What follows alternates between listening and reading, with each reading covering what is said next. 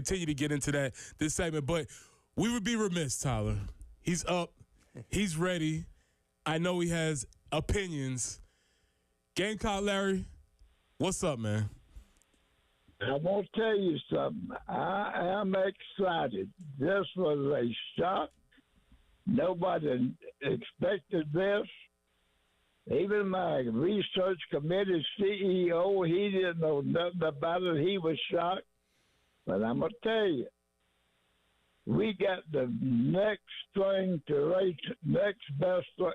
Wait a minute. We got the next thing to Ray Tanner we could have got. They going to bring him. He's coming in.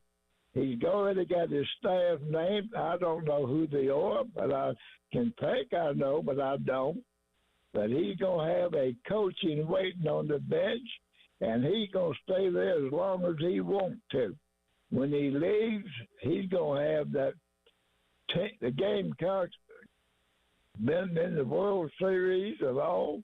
He's going to have them like the next best thing to Ray Tanner, and he's going to go back right out of the sunset, and the new regime going to take over for about another 10 or 12 years.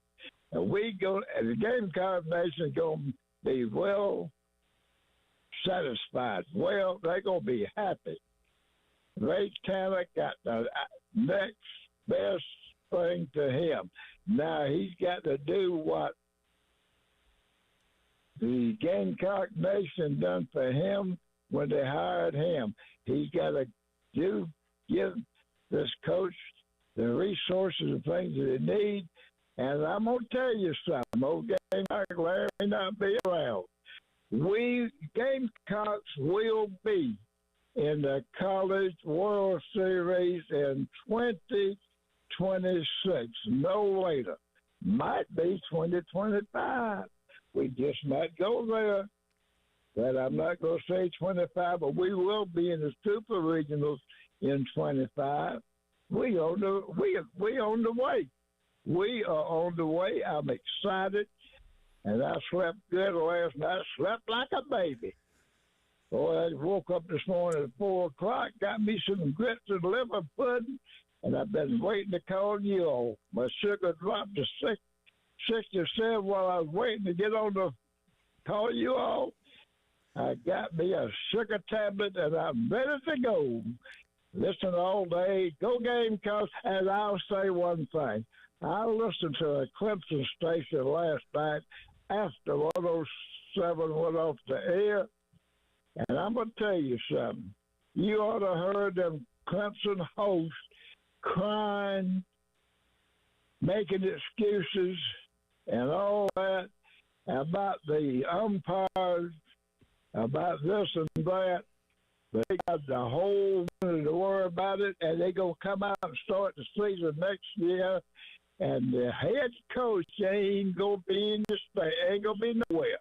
What about that? They got the whole winter to think about that, and Gamecock Larry the whole winter to keep reminding about it. That's all I got to say. Love all of y'all. Happy, happy, happy.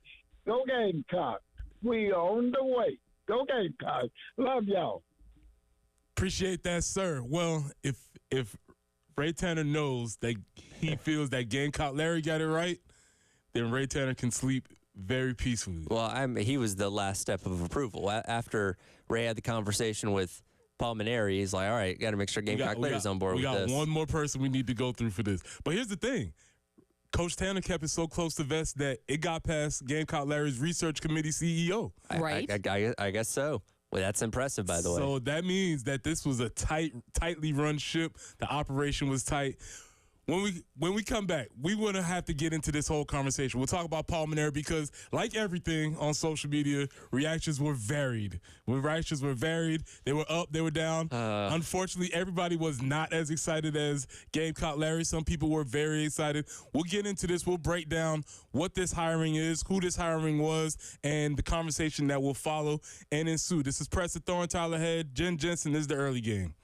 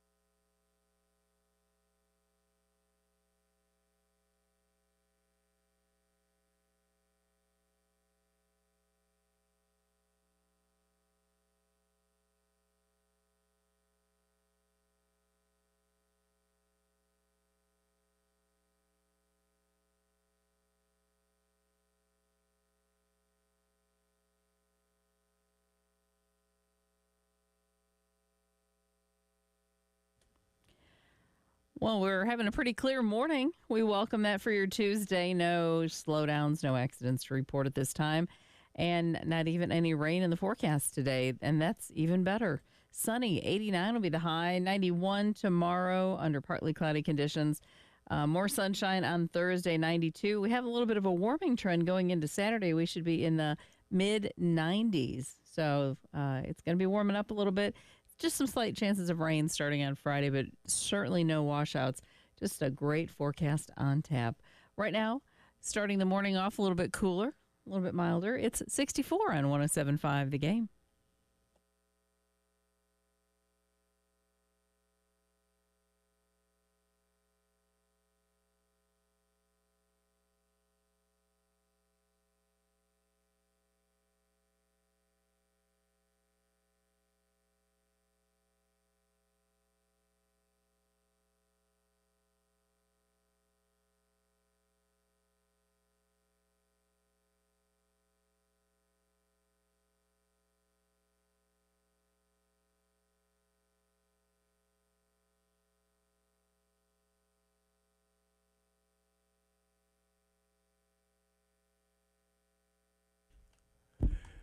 Welcome back into the early game. It's Preston Thorne, Tyler Head, Jen Jensen. And Tyler, I've been talking about some of my favorite words of coaching searches: targeting, zeroing in, on the verge, moving towards. In the talks. In talks. Yep. In talks. Well, Kendall Rogers from D1 Baseball had the rare double use of some very famous coaching words. All indications. Gotta love when things are all indications towards. Yep, for sure. But that was the quote to his first tweet, which was all intentions. So not only did you have all indications, but we had all intentions to make a hire, which, if you haven't heard, there has been some movement towards, on the verge of, waiting for things to be official of hiring Paul Mainieri as the Gamecocks' next baseball coach. Yes, and now we have to wait, another 10 hours for the Board of Trustees meeting to officially make this official. And I imagine there'll be an announcement out shortly after that, and probably a press conference the next day or two to introduce him. So we're on the fast track. And, it is funny because we are in, the business of talking, where we have to fill a lot of hours of radio every single day. And, we all got to the end of last week and we're like, all right, I just hope they make a hire soon because, again, we've examined every angle of this list of 4 to 6 guys that we've been talking about all week long, and we talked about the same things, kind of yesterday. I'm like, all right, what's the next angle? What's the next hook on this thing? And, again, now we've just gone a different direction, which is cool, and, definitely has people stirred up for sure. Well, it definitely has people stirred up because this came out of nowhere. Right. Amongst all the things that we talked about, all of the candidates, all of the conversations that were being had, whether that was being reported or whether it was message board fodder, I did not see Paul Mainieri's name on any parts of the conversation. Do you think Tanner had a street team of sorts where he was kind of having people put out, little feelers or just little bots of, oh, yeah, we're thinking Monty Lee. Oh, yeah, we're thinking so-and-so. And just kind of getting people talking, and he's just sitting back like the puppet master, like, you stickers. Yeah, he did the old ball fake. He threw the ball and put it behind his back. That type of thing. Right. Look what I got in this pocket. Right. Yeah, because it is pretty impressive. It's hard to keep a secret of this magnitude. So if this really is the case, man, he Scooby-Dooed everybody. Yeah, that's exactly it. And it was those pesky little kids. If it wasn't for those little kids, he would have got away with it. That brings up a good point. It is almost impossible. Columbia is a small town. Yep. Everybody knows everybody, as you said. Either you get your hair cut with somebody that you go to church with somebody, you work with somebody, your wife takes somebody to the daycare that knows this person. Rumors get spread around very quickly. This was a credit to the staff that if this is the hire that they kept it this close to the vest. That means they were really secure in the process. They went through this. They were diligent, and they made a pick that many people did not see coming. Well, and I think it also says that the people intimately involved in doing this was probably a small group. Because, again, when you have the more people involved, the more chance there is for information to leak out. It's just the way it is. And again, it's not like this conversation just started yesterday. They've obviously been talking to Paul Maneri for a little bit here, and we didn't get the official reports until yesterday. But again, it seems like a small circle involved in this. Again, Board of Trustees has to give their final thumbs up. It sounds like everything is set in place. Just need to sign the contract, let the ink dry, and we'll be off and rolling. Well, we're here, so let's do this. I'm gonna run down this conversation because a lot of the conversations were set around this. And Ray's basically like, well, this is what you wanted, right? Because, Tyler, you said that you wanted somebody that's been to Omaha, right? I did, yes. You said you wanted somebody that has SEC experience, right? That's right. You said you wanted somebody who was a National Coach of the Year candidate, right? Checks all my boxes. So everybody's like, yes, we did say that, but we didn't know it was going to be this. Right. And I think that's what's really interesting to me about this particular hire.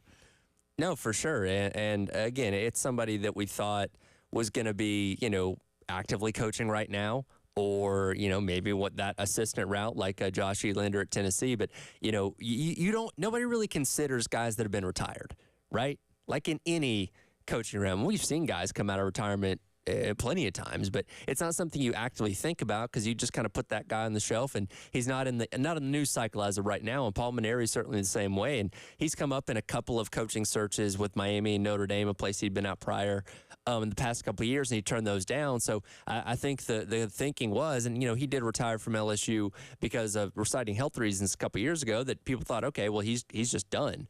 And he is 66 years old as of right now, which can factor into that as well. So I don't think he was on anybody's radar. Yeah, he wasn't. Obviously, he was on Coach Tanner's radar, right? He was obviously there. So to lay this out, this is from Andrew Lyon on Twitter. He covers the Gamecocks. He does a great job with covering them. Just going to lay out his resume, if you will. And this is, so he's had 20-40 win seasons, 8 conference regular season titles, 11 conference tournament titles, 20 NCAA tournament appearances, 11 times he's been a host, 8 times the top 8 national seed, 17 regional finals appearances, 10 super regional appearances, 6 College World Series appearances, 2 World Series finals appearances, and obviously down and a partridge in a pear tree in 1 national title.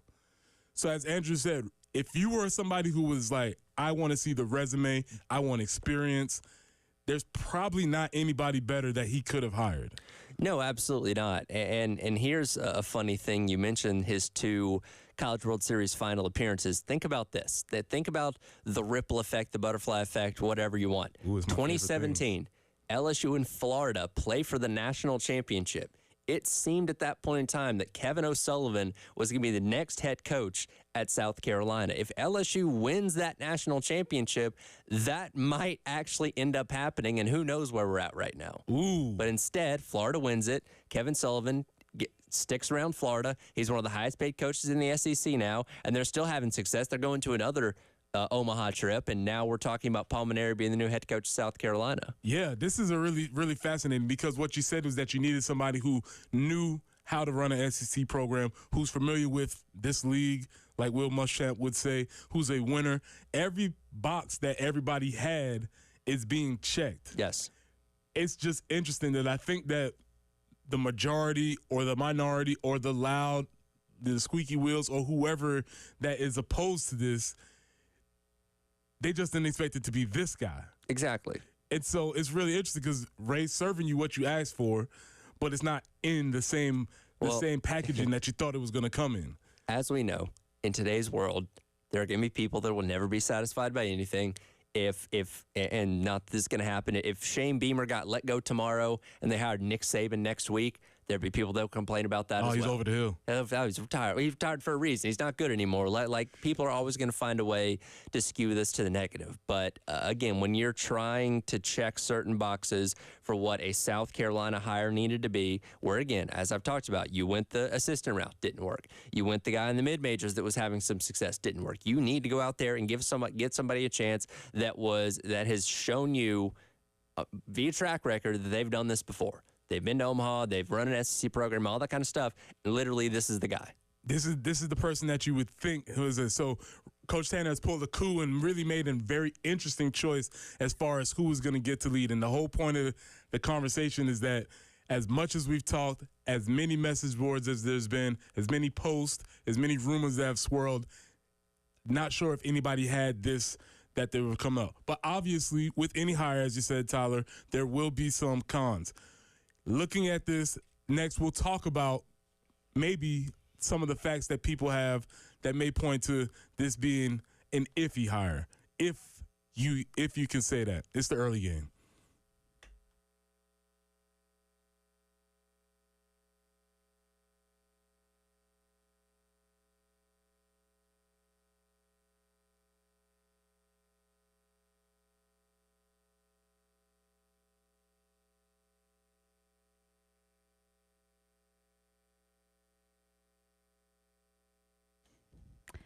Hey, it's Jen for CHW Cabinetry in Lexington. All that demolition we had to do in the kitchen. The flood just wiped everything out. We had to totally gut the kitchen and start fresh. And I'm telling you, I was not in the mood to go find kitchen cabinets at that time. But we had to, and they made the process so much better, helped guide us through figuring out what we wanted, choosing accessories, laying out the design, and then that photorealistic rendering that they offer made all the difference in the world. We could take a picture of our completed kitchen before it was done and go pick out all the other things we need to do to finish the kitchen.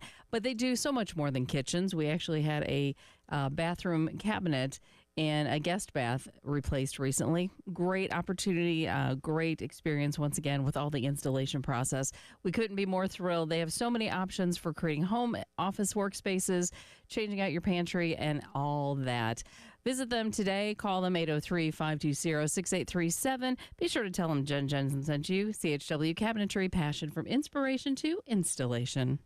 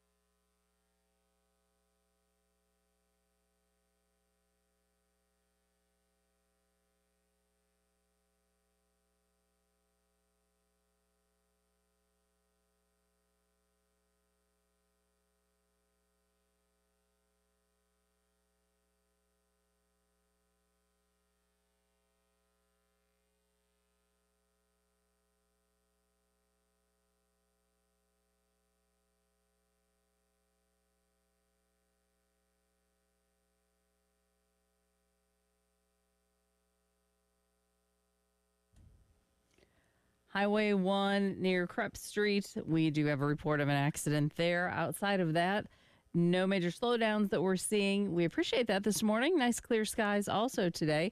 89 will be our high, 91 tomorrow, 92 on Thursday, and then we hit the mid-90s for the weekend. Just slight chances for rain, kind of that typical pattern that we see in the summertime. But it's a nice start to your morning, actually a little bit cooler. It is 64 on 107.5 The Game.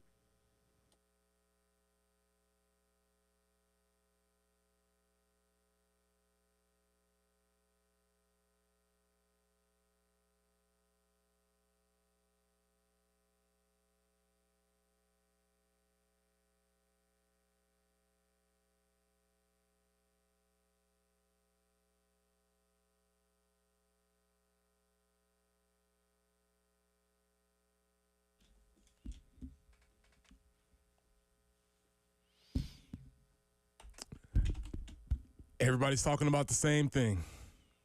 The surprise twist at the end. We haven't seen a surprise twist like this in a long time. Obviously, this is a coaching search. Coaching searches are fun. They're full of twists and turns and rumors and reports and on the verges and zeroing in and targeting and all these fun words that we get to.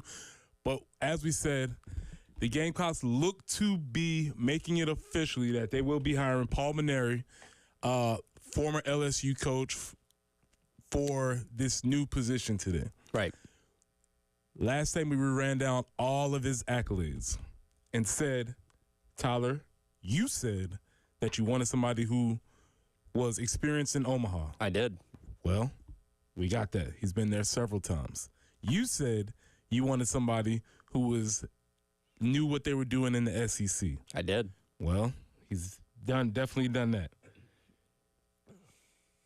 But you didn't say you wanted somebody who's been retired for 4 years. I never considered that as a possibility. Did not to consider be that. completely honest with you. Which again, like when you're out of the game for a couple years, I don't say people forget about you, but you don't come to mind because and I went back and listened to a lot of interviews that Paul Mainieri did.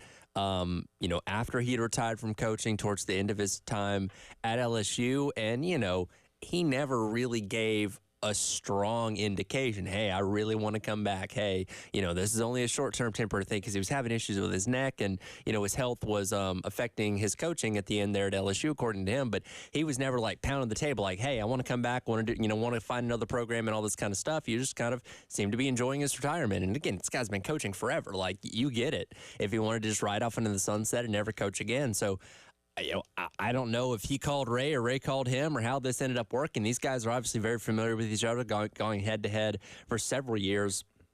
When he was at LSU and Ray was here at South Carolina, so they obviously know each other very well. And I'm sure Ray has tremendous respect for his coaching style and what he's accomplished. And here we are. That is a fascinating scenario that you just pulled out because either way, it could be amazing. All I can see is, because my guy Paul is of a certain age, right? Maybe he pulls up his old flip phone, or gets the grandson to dial the number. Yeah, he looks at the number. Maybe it's on his landline. Ray calls him. He's like, Paul, what's going on, man? He's like, hey, coach, how you doing? What's going on? I hear you got a coaching search going on. We do. Yeah, that's awesome. What you thinking? Well, what you think? Me? And then you see Ray giving him like the old movie where it's like we just got to pull one last heist. Right. The old wise veterans, they're like, look. Let's bring it out. It's one last time. We can do this. And he's like, you really think we still got it? He's like, I know you can do it. We're going to set you up with a bunch of young guns around you. We need the old wise veteran leadership to do it. And he just pulls out the old vet and says, we got to get one last heist. Yep. Did you guys by chance see Reggie Anderson's post about 12 hours ago? It was a picture of Mainieri with Ray Tanner, and Ray's kind of pointing, and Ray and Mainieri's kind of looking in the same direction. And Reggie's quote is, and just across the bridge, it's a short drive to Zesto. I highly recommend the milkshakes. And when you come back 12 years from now, they'll still taste the same. That is true. Yeah. That is true. Yeah, I love that scenario of how did this happen? Now, the question people bring up is with his age. Yes. 66 years old. He'll be 67 when the season starts in February of next year. I do think that's a fair question. You are making a hire knowing that this is likely not somebody that's going to be coaching you in 10 years. Now, South Carolina, we have a track record in this. That's right. Right? Yes. So we've taken this route before. Obviously, I played for Lou Holtz. Yep. It was a very simple era, who was younger than Paul Maneri at the time. It didn't look like it. Lou Holtz was 62 when he was hired, which seems fascinating because he looked 62 the way he looks now Right. at 82, about the same, but he was that old. And then obviously a similar scenario with Steve Spurrier. Sure. And he was 59 at the time. He also looked a little bit older than that. So that is a legit concern. But does it make you think that, okay, he knows he doesn't want to coach for 10 years, so he's going to get in here, he's going to make things happen, he's going to turn this program around, and then we'll be ready to really get another big coach. Very possible. And that's the thing. And I understand it is a odd thing to already be talking about the successor before you've even hired the guy, but that's kind of one of those things where it's like, okay, let's just say he's here for 5 years. In that 5-year span, you hope maybe 3 trips to Omaha, maybe a national championship in that period of time, and then you have a succession plan in place, one of the assistants or whatever it may be. Whenever he's done coaching, then you just hand the reins over. Now, again, we're in the same situation with Ray Tanner and Chad Holbrook, so there's no guarantee that's going to work, but that would be, I guess, the a potential plan in place if that is indeed what is going to happen here. And again, we're getting way too far ahead of ourselves. I think about Mike Martin as senior at Florida State. He coached until he was like 74. So, it's hard to put an exact time frame on this. And again, if he's successful for 5 years or 8 years, however long it is, does it matter? You know what I mean? Like, we'll cross the bridge when we get there of what's going to happen next. But, like, he's the coach now, and let's see what he can do. Absolutely. Yeah, so that's in the future. My immediate concern about his age, or more so than his time out of the game, is what has happened in college athletics in the time that he has not been here. Right. Even if feels like it was 3 years, or if it doesn't feel like it's that long, we've been talking about how coaching searches have multiplied. 1 day is 3 days. Sure. What have these 3 years been like in coaching for the amount of change that has happened in the last 3 years in college athletics? Well, he's never had to deal with NIL. That went live about a month after he announced his retirement, so he's never had to deal in that space. The transfer portal was a thing, but it was not as wide open as it is now, where legitimately, he's going to be having to dealing with maybe an entire roster being turned over here at South Carolina, going out and building an entire team from scratch, depending on who wants to stay from this year's team.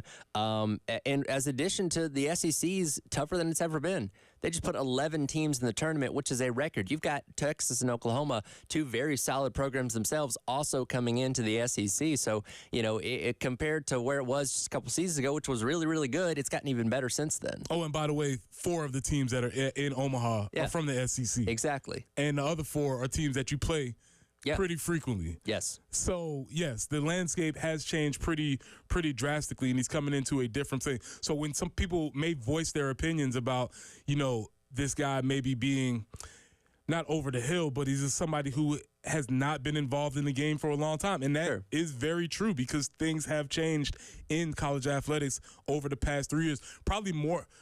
Maybe more so than any other 3-year period in college athletics. The sea change that is happening and continues to happen that he needs to be on the cusp of. Yeah. And look, everybody ages differently. Right? Correct. 67 doesn't mean what it once used to, where it's like, oh man, how's that guy going to get around? Like, you can still be spry and energetic and all that stuff at the age of 67. And, again, just watching interviews and some things that I've seen that Paul Maneri's done over the past couple years as a head coach, he seems to be in pretty good shape overall. And now, again, he had the neck thing at LSU that, it seems like in the years since has been taken care of, where that won't be a problem anymore. But all indications other than that seem to be he's in pretty good shape and seems to be a relatively healthy 66, almost 67-year-old guy that, again, maybe this is only for 5 years, but if he can give you the maximum amount in those 5 years, why should it matter? Yeah, and also my always conversation when it comes to people with experience is that the reason why you want the experience is because they've seen these scenarios play out before. Yes, it may not have been NIL.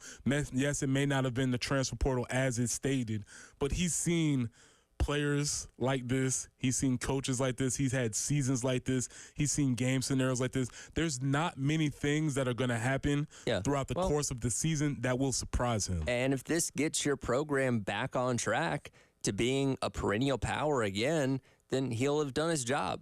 Because, again, that's kind of what this seems like is. When you think about Lou Holtz, when you think about Steve Spurrier and guys like that, it's like, okay, we want this program to be a certain way, to get it to a certain place. And then, we know you're not going to be here for 20 years, but do the best that you can in that time period and set us up for success going forward. Now, again, after Steve Spurrier went to Will Muschamp, it went sideways. We just didn't end up being all that great of a head coach. But, again, Spurrier did a very good job of getting South Carolina to a certain point as a football program. And, unfortunately, the success was not able to sustain too long after that. But again, you have a shot here with Paul Mainieri to try and do the same thing. Obviously, we'll be talking about this for the rest of the time period, but we have my music review coming up, which led me down a rabbit hole. Man, I went way off the target. But today we will be reviewing Neil Young's After the Gold Rush. And boy, did I get down a rabbit hole. We will talk about the music review. This is the early game.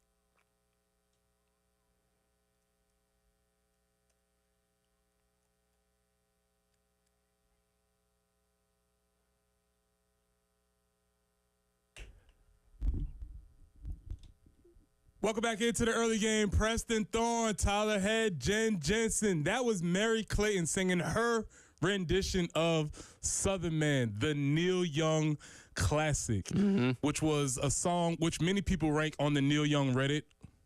Several of which you went on the Neil Young Reddit. I went on several Neil Young Reddits. You really did take a deep dive into this, yeah, didn't you? we went very deep dive because at the end of all of this, listening to Mary Clayton's Southern Man, I love music. I love the genealogy of music. I love how music carries across generations.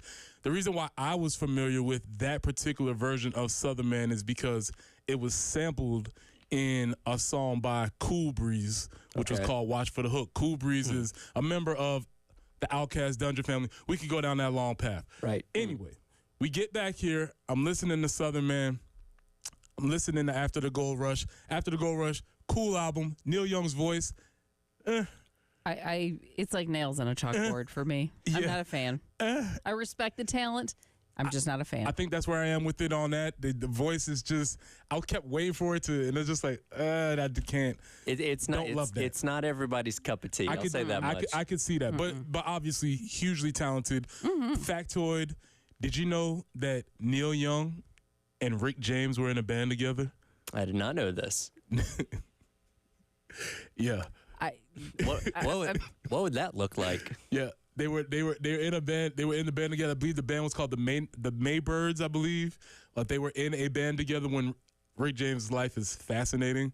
But anyway, he was on the run after he had escaped. Yes. Anyway, a lot of rabbit holes here. Getting to this point, though. Beef. I love beef. Now, we talked about Kendrick Lamar and Drake. Yep. Beef. And here we have another Canadian, Neil Young, in beef with Leonard Skinner. That's right. I had no idea, Tyler. You didn't know this? I didn't know this. You never caught the reference in Sweet Home Alabama? This is what it's funny because it's one of those things where you know the words. Sure. You're singing along.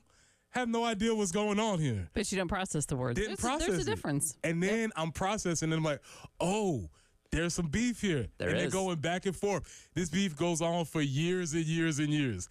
The only problem is, sadly, Ronnie Van Zant dies. Yes, the plane crash. The plane crash. And we haven't got a definitive answer on what the whole meanings were behind Sweet Home Alabama. Right. Was it a direct response to Neil? Were they playing? Were they serious? Blah, blah, blah, blah, blah.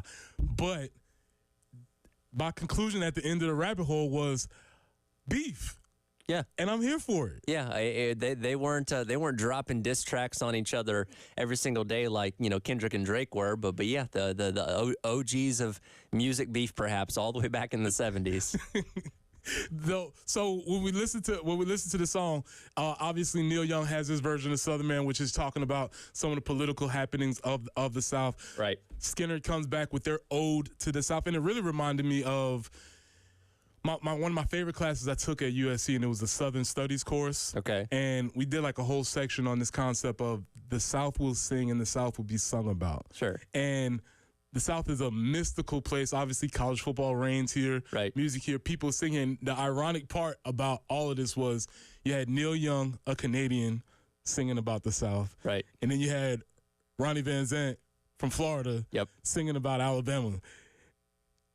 Everybody was singing about a place they had not really been, but everybody's representing what they think these places are. I guess Alabama is probably the truest representation of the South, right, in a lot of people's minds. So, yeah, Sweet Home Florida wouldn't have had the same kick to it.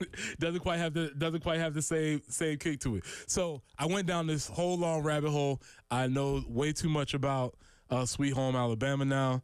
I'm going down the trail of Skynyrd. And I will be taking some deep dives in Skynyrd. If anybody has any recommendations, you can text them in 803-404-6100. Now, did any of their albums show up on the top 100 for you? See, I'm doing this. I'm doing this blind. You're not looking ahead. I'm not looking ahead. Okay. I'm not looking ahead. So the furthest I go is one day ahead. I see. So we'll see.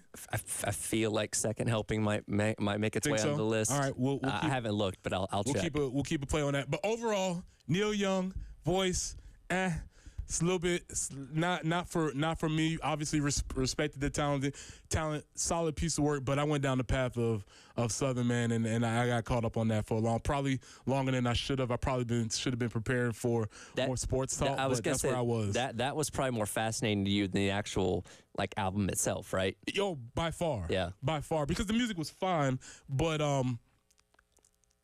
Yeah. I won't. I could say this. I won't go back and listen to the album. We all love good beef.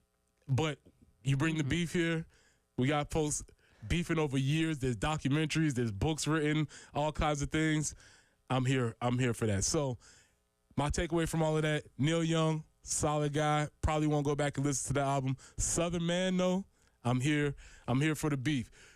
At the 7 o'clock hour, we got JC Sherbet coming up, and I guess he got stuff to talk about. I hope. Yeah. I hope that. Does JC ever really not have anything to talk about? I want to get. I think if you gave him a paper clip that's on the counter, I bet he could talk at least 15 minutes about that. Well, we're going to start him off with his Neil Young opinion and see where he is on that, because I feel like that might be is that like a line in the sand for some folks? It's like either you are or you are not Neil Young person. Yeah, I feel like most people aren't really on the end, but it's kind of like the Monty Lee debate, right? Yeah. You're either pro Neil Young or you're anti Neil Young, and you're not going to really straddle the line. Yeah, and just vocally alone, you know, I think you just can't. Yeah, I feel you. That was the main thing that struck. I was just waiting for this voice to do something for me, and it never quite did. So, JC Sherbet on the other side. This is Preston throwing Tyler Head Gingers, and this is the early game.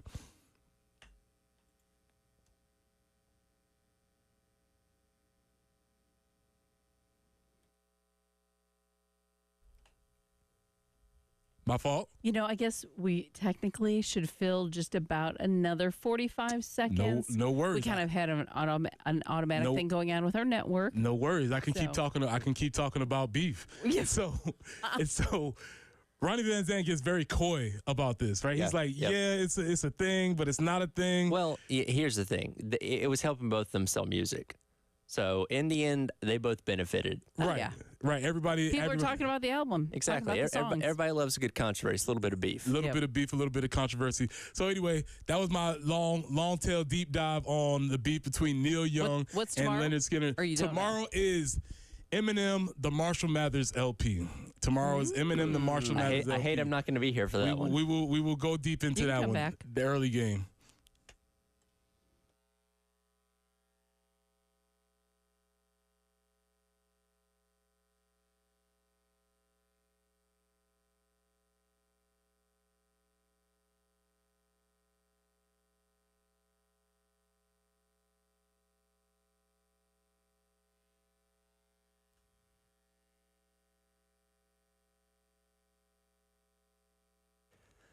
I want to let you know it's a busy week here on the game. Coming up on Thursday, Jay and Elijah are going to be out at Angry Fish in Lexington doing their show from 3 until 6 p.m. Come by, hang out with Jay and Elijah. We're going to be talking about a new head coach at that point in time, probably.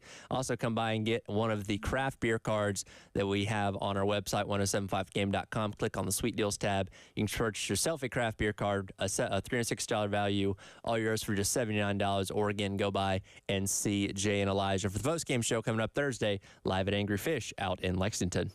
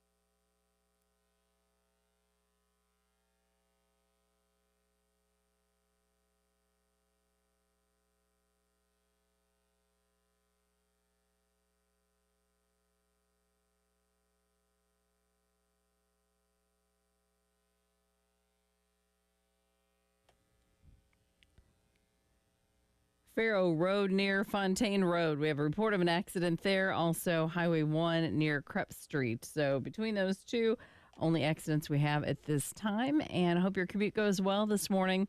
That forecast going to be pretty nice. 91 or 89 for the high today under sunny skies. 91 tomorrow. Temperatures keep going up. And by Friday, we hit the mid-90s for the weekend. But right now, sitting at the sun being out, and it's 64 on 107.5 The Game.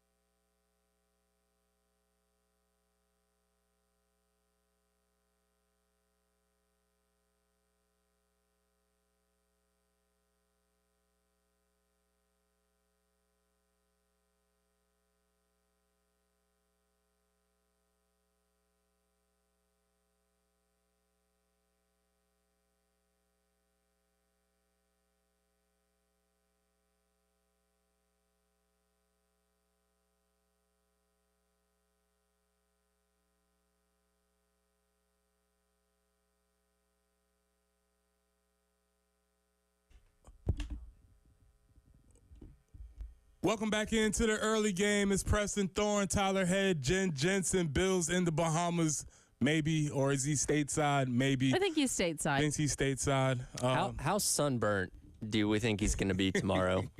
I guarantee you he doesn't use sunscreen. Oh, I mean, he strikes me as the guy that gets like lobster red. Yeah. And then we'll whine about it for days. Oh, my muscles hurt because it's such a deep burn. That's going to be the aftermath. You can have a bottle of aloe the size of your water cup over there. Yeah. And he'll just look at it, but he's also so stiff because he's always trying to, he'll come in here, oh, I need to stretch. And so, he won't actually get any aloe put on because he can't reach his toes.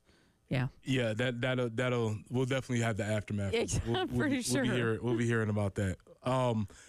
Big news yesterday. A little bit.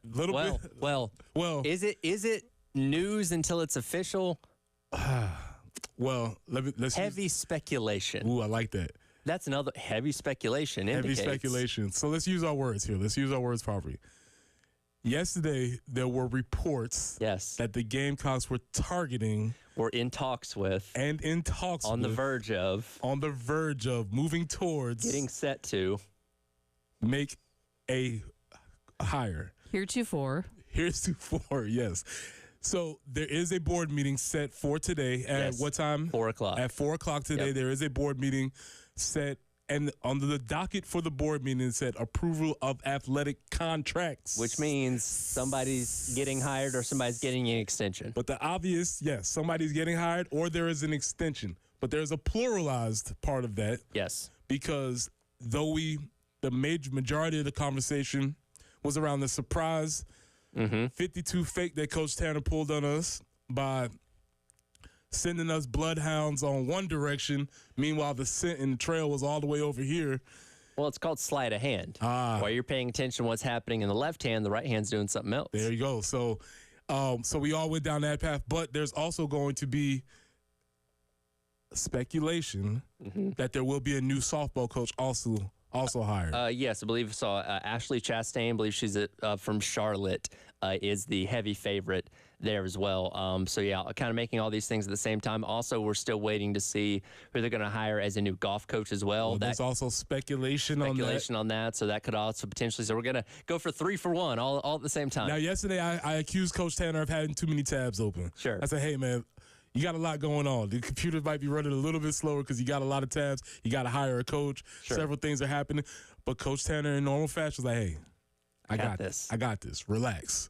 And so we'll see. But the biggest splash, I think, from yesterday, and probably the biggest surprise, is going to be the expected hiring of former LSU coach Paul Mainieri. Yes.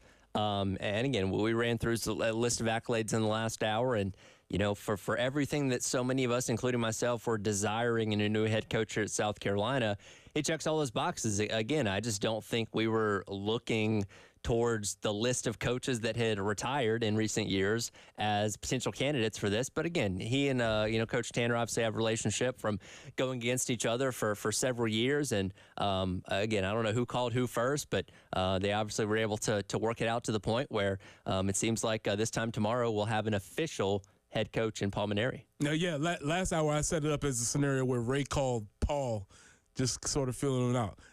But it could have been the other way around, right? It could have been. It could have been Paul just be like, Ray, what's up, man? And as I mentioned, Paul Mainieri, after retiring in 2021, the Notre Dame job and the Miami job have come up in the past couple of years, and he's been involved in that speculation of being those coaches, and he obviously did not end up getting either one of those jobs. Now, I don't know if that was more on his end or the end of the schools not wanting to hire him, but there's been smoke about him coming back for the past couple of years. Funny enough, this past year, nothing happened. In 2023, and then this past year in 2024, going into the season, there was no speculation of him taking any new jobs. So he kind of not been, forgotten about, but wasn't in the cycle anymore when people were talking about him. So again, just kind of a really out of left field type of thing. Well, here's the conversation that we had, because he did retire, and I think sometimes what happens to folks is maybe they mistake needing a break for retiring, and that's why you often have sometimes people come back after they've retired for a year, after they've been rejuvenated or they've gotten a different perspective. Especially when you are a competitor. As a coach at a Division I level for as long as he has been, and again, he was at LSU, Notre Dame, Air Force. He's been doing this for a very long time. And, I get it. Initially, when you retire, my dad retired a couple years ago, and he's loving it. And you get to do whatever you want. You don't have to worry about going to work and all that kind of stuff. But some people, after a while, will be like, I need to scratch that competitive itch. Right. And sure, you can go and, play church league softball or something like that, but it's not quite the same. So maybe he was like, you know what? Again, is he going to be around here at South Carolina coaching for 15 years? Probably not. But if he saw an opportunity, say, hey, you know what? If I can go there for 5 or 7 years and make an impact and maybe get a couple trips to Omaha out of it, then that will satisfy me. You know what I mean? Now, Adam on the live stream actually made a comment about age and how we were talking about his age and things like that. And he said, the age doesn't really bother me as much as the fact that, he hasn't coached in a couple of years, like the last 3 years, where NIL and the transfer portal have become much more relevant. So the concern is, recruiting, it's not the same. Yeah, I think Adam's spot on with that. I think Adam's spot on with that because, he's showed all his faculties. He can handle everything. So we're not talking about the actual number of age, but just the changes that have happened in the last 3 years. It is important to note, along with the rumors and speculation about him becoming the head coach, Terry Rooney, his longtime assistant when he was at LSU, is speculated to be coming on staff as well as potentially hanging on to Monty Lee. So Monty Lee obviously was the recruiting coordinator here under March Kingston. A lot of ties, obviously, to everything going on in South Carolina and that the would recruiting. Be the perfect storm. Exactly. The recruiting pipeline obviously has a lot of knowledge of NIL and all that kind of stuff. So you could potentially have a couple of assistants very well versed in everything going on in the new age of college football, and maybe you let them handle that a little bit more while Coach Mainieri just kind of focuses on being the head coach. And maybe that's what we need is, like the coach needs to focus on, coaching. Right. The management of the team and let everybody else do the stuff. Yeah, the ancillary things, all the things that are around around this was fun. Here's Coach Mainieri, here's Paul Mainieri. He's talking about this idea of maybe he got out a little bit before, and I think this is really interesting because I think a lot of people sometimes run into this dilemma. Well, I am playing quite a bit of golf, I must admit. I retired a little bit earlier than I expected to, Rob, and I had some health issues that I was dealing with. And I don't regret the decision I made because I felt like I needed to make it physically, and I just needed to take a break. But after taking a break, I actually feel pretty good now, and I still feel young. So I don't know if I had a couple chances to go back into coaching this summer, turn those opportunities down. I'm not sure if I'll go back into coaching or if there's something else out there in life that maybe I can do to maybe help influence people again in some capacity, but I just don't know what it is. And in the meantime, what I'm doing is I'm enjoying playing golf, meeting a lot of new people out at the golf course, and spending a lot more time with my children and grandchildren than I got to do when I was active as a coach. So I don't know I'm sure that the big tiger in the sky's got something planned for me, and I'm just not sure what it's going to be yet. But I just can't emphasize enough just how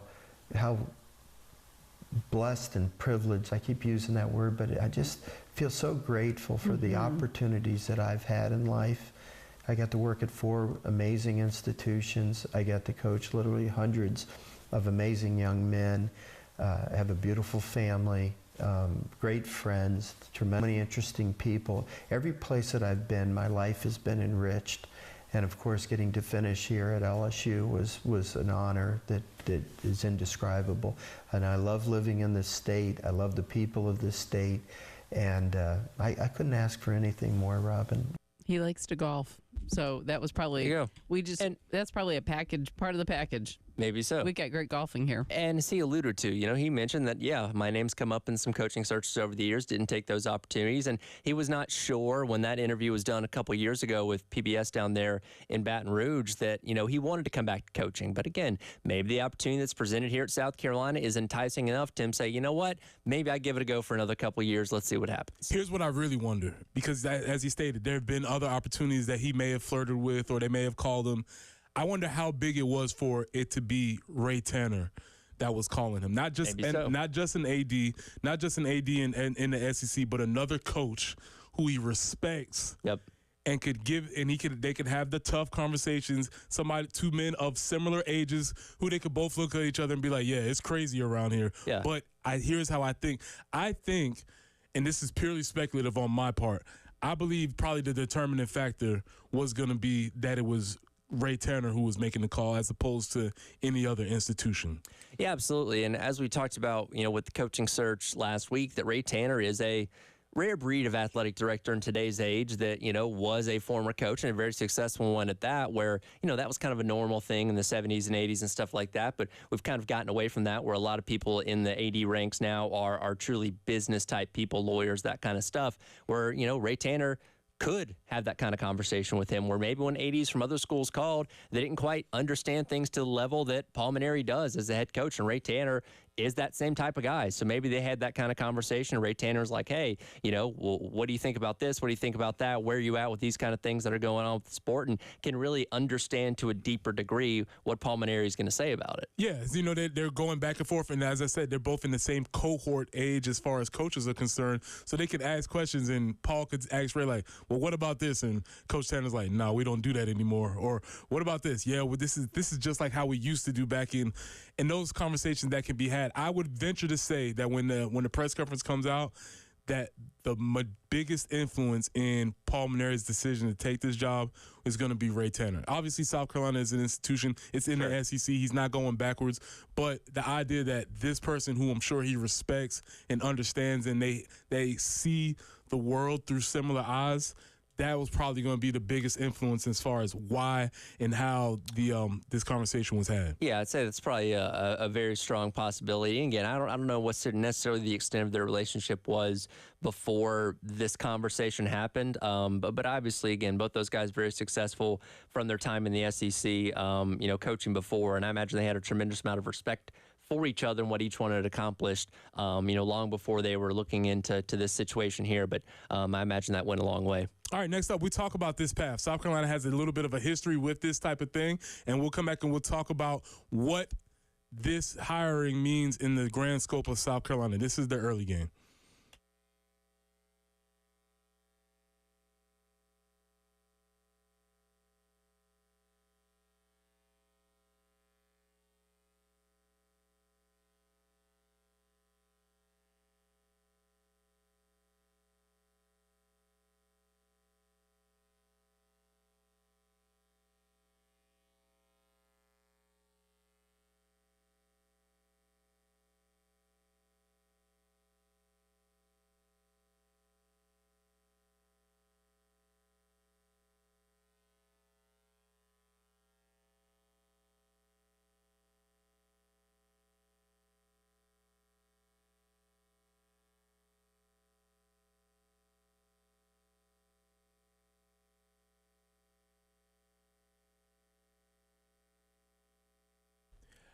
Got chronic joint pain, not having success with steroids, but trying to avoid surgery? Well, thankfully, there's a better way, and now it's available here from the medical professionals at QC Kinetics. I'm talking about new and advanced regenerative medicine treatments that can restore and repair damaged tissue in your bad joints, providing lasting relief with no drugs, no surgery, and no downtime. QC Kinetics is the nation's leader in precision regenerative medicine with over 100 clinics across America and literally thousands of satisfied patients. So if you've got joint pain due to arthritis, knee pain, hip pain, shoulder pain, just don't think the old ways with dealing our pain are the only ways. You need to learn more about these new regenerative options that can change your life. So call QC Kinetics at 803-281-6860. That's 803-281-6860. Again, that's 803-281-6860.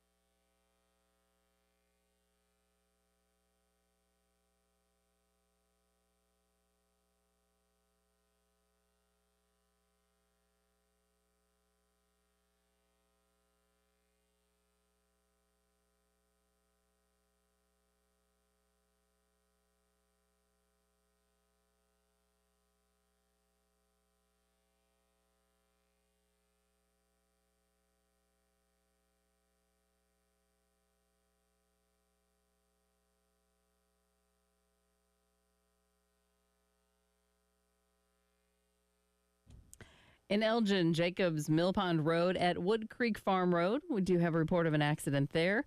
Still working an earlier tie-up, Highway 1 at Harmon Street. Faro near Fontaine, also an accident. And aside from that, things seem to be moving along okay. A little cooler start to your morning. We'll welcome that. But it's going to be about 89 today, 91 tomorrow, 92 for Thursday, hitting the mid-90s for the weekend. And just some, scattered this time of the year type options for rain could be possible. But right now it's not bad. Sun is out. It is 65 on 107.5 The Game.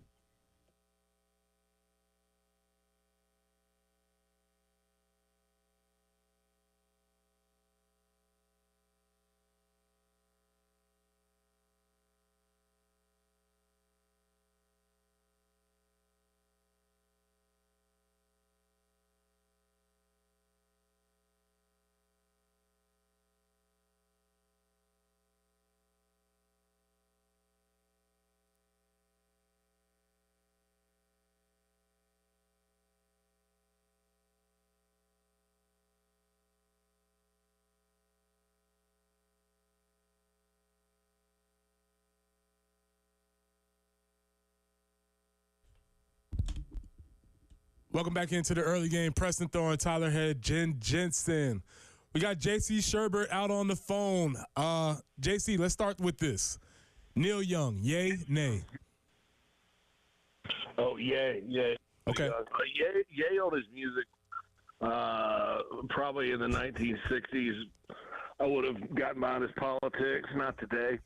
But yeah, I definitely love his music. I mean, man, it's everything from Harvest Moon to, I mean, it's all good. I think during the pandemic, I really dug into some Neil Young too because I had nothing to do, and I kind of went on a music walkabout, and I listened to a lot of Neil during that time. So that's a yay for me. Gotcha. Follow-up question: Leonard Skinner, yay or nay?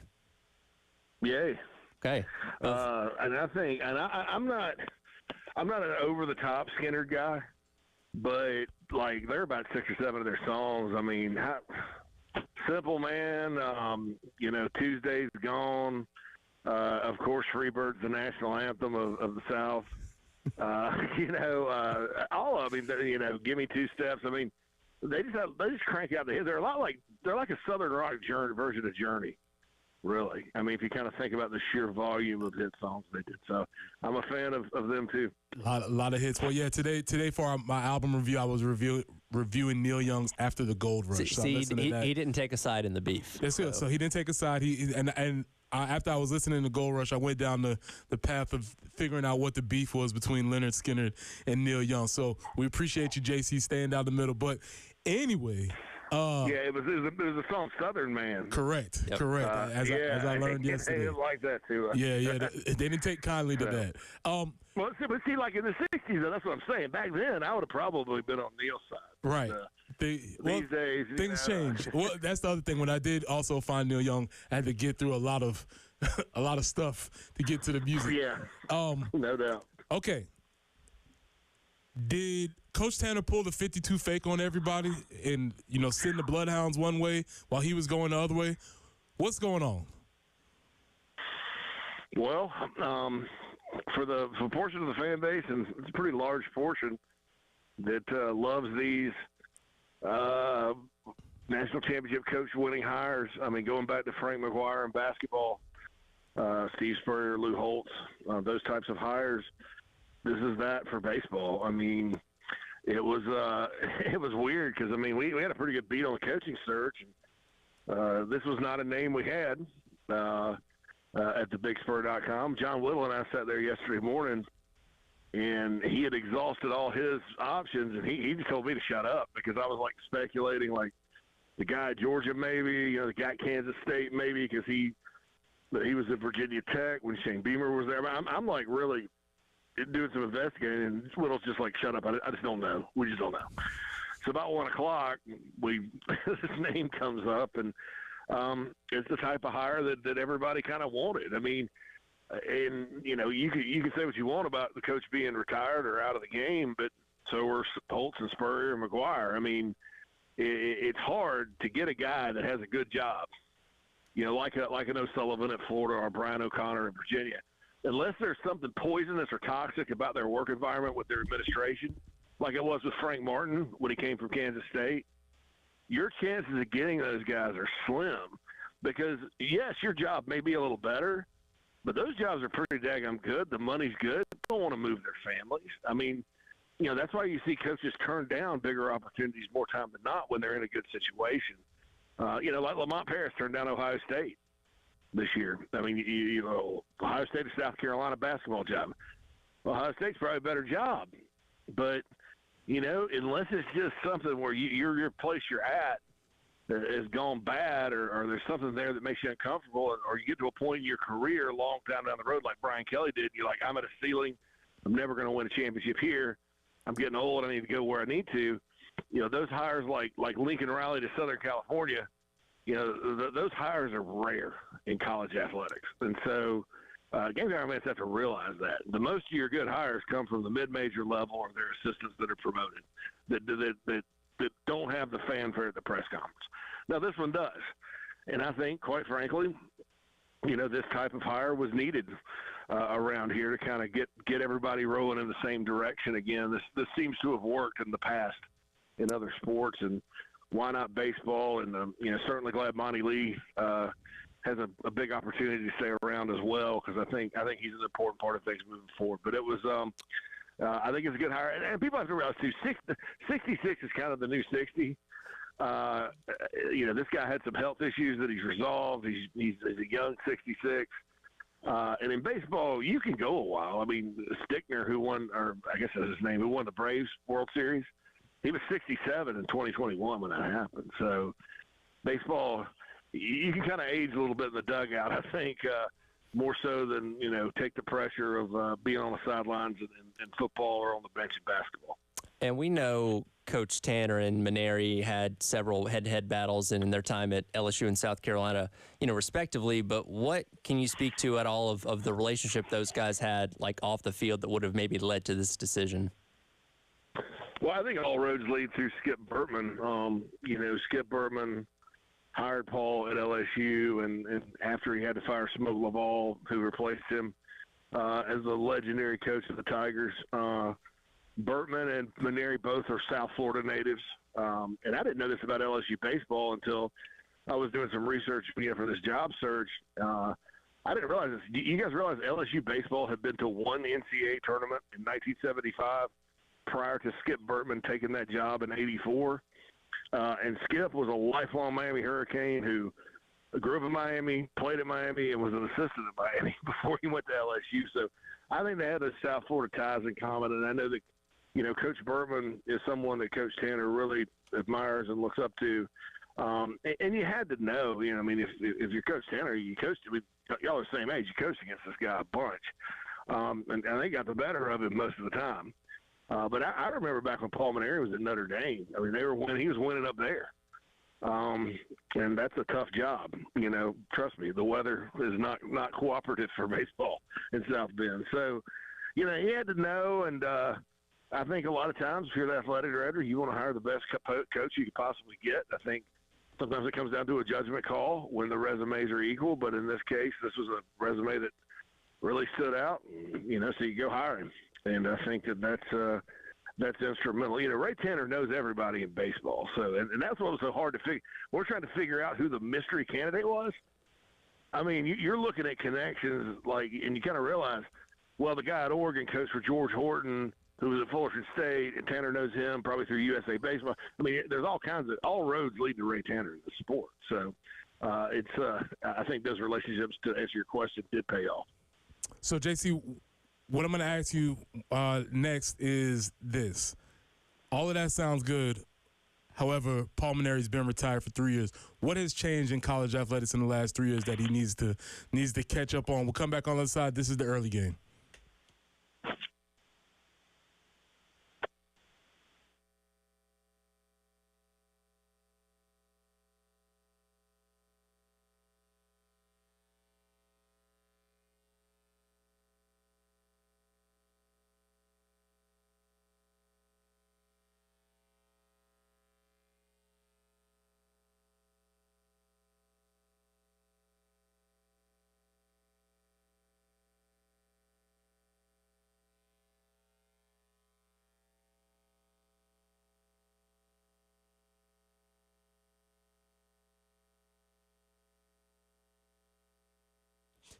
Oh, there's so many great ways to be able to listen to us right here on the game. Of course, you have your traditional radio when you're in your car or whatever it may be. You can tune us on the 107.5 dial. Also, on the 107.5 game app, just get on your phone, whether you have an iPhone or a Android, just go to the iTunes Store or the Google Play Store and download the 107.5 game app, and you can take us with you wherever you go. I enjoy listening to the game as I'm driving back home to Georgia and places like that without having to worry about fumbling with the radio. Just put it on my phone and have it through the Bluetooth in my car. You can also watch us on the Game TV, sponsored by our friends at Shepherd's Glass and powered by Integrated Media. You can see our smiling faces on camera each and every day. Just go to youtube.com, search the Game TV, subscribe, hit the bell icon to stay notified anytime we're uploading or doing a live video. And yeah, just watch us all day long. And so many great ways to watch us here on the game.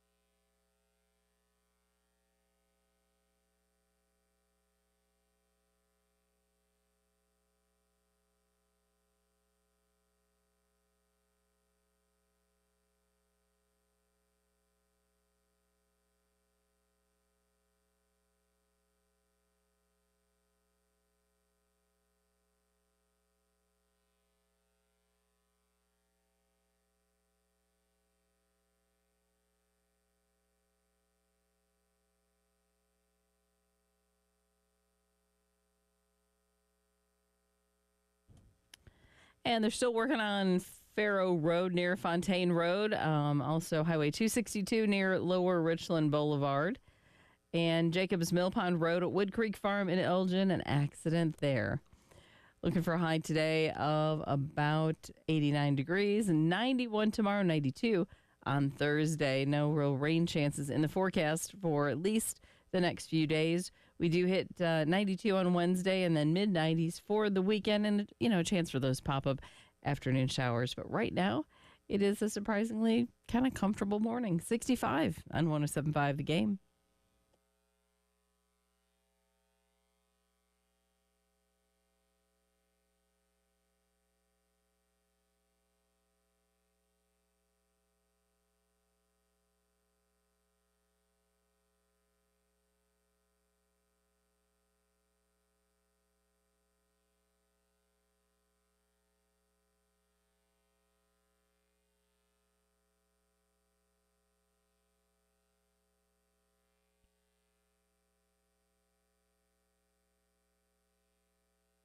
Welcome back in. Preston Thorne, Tyler Head, Jen Jensen, early game.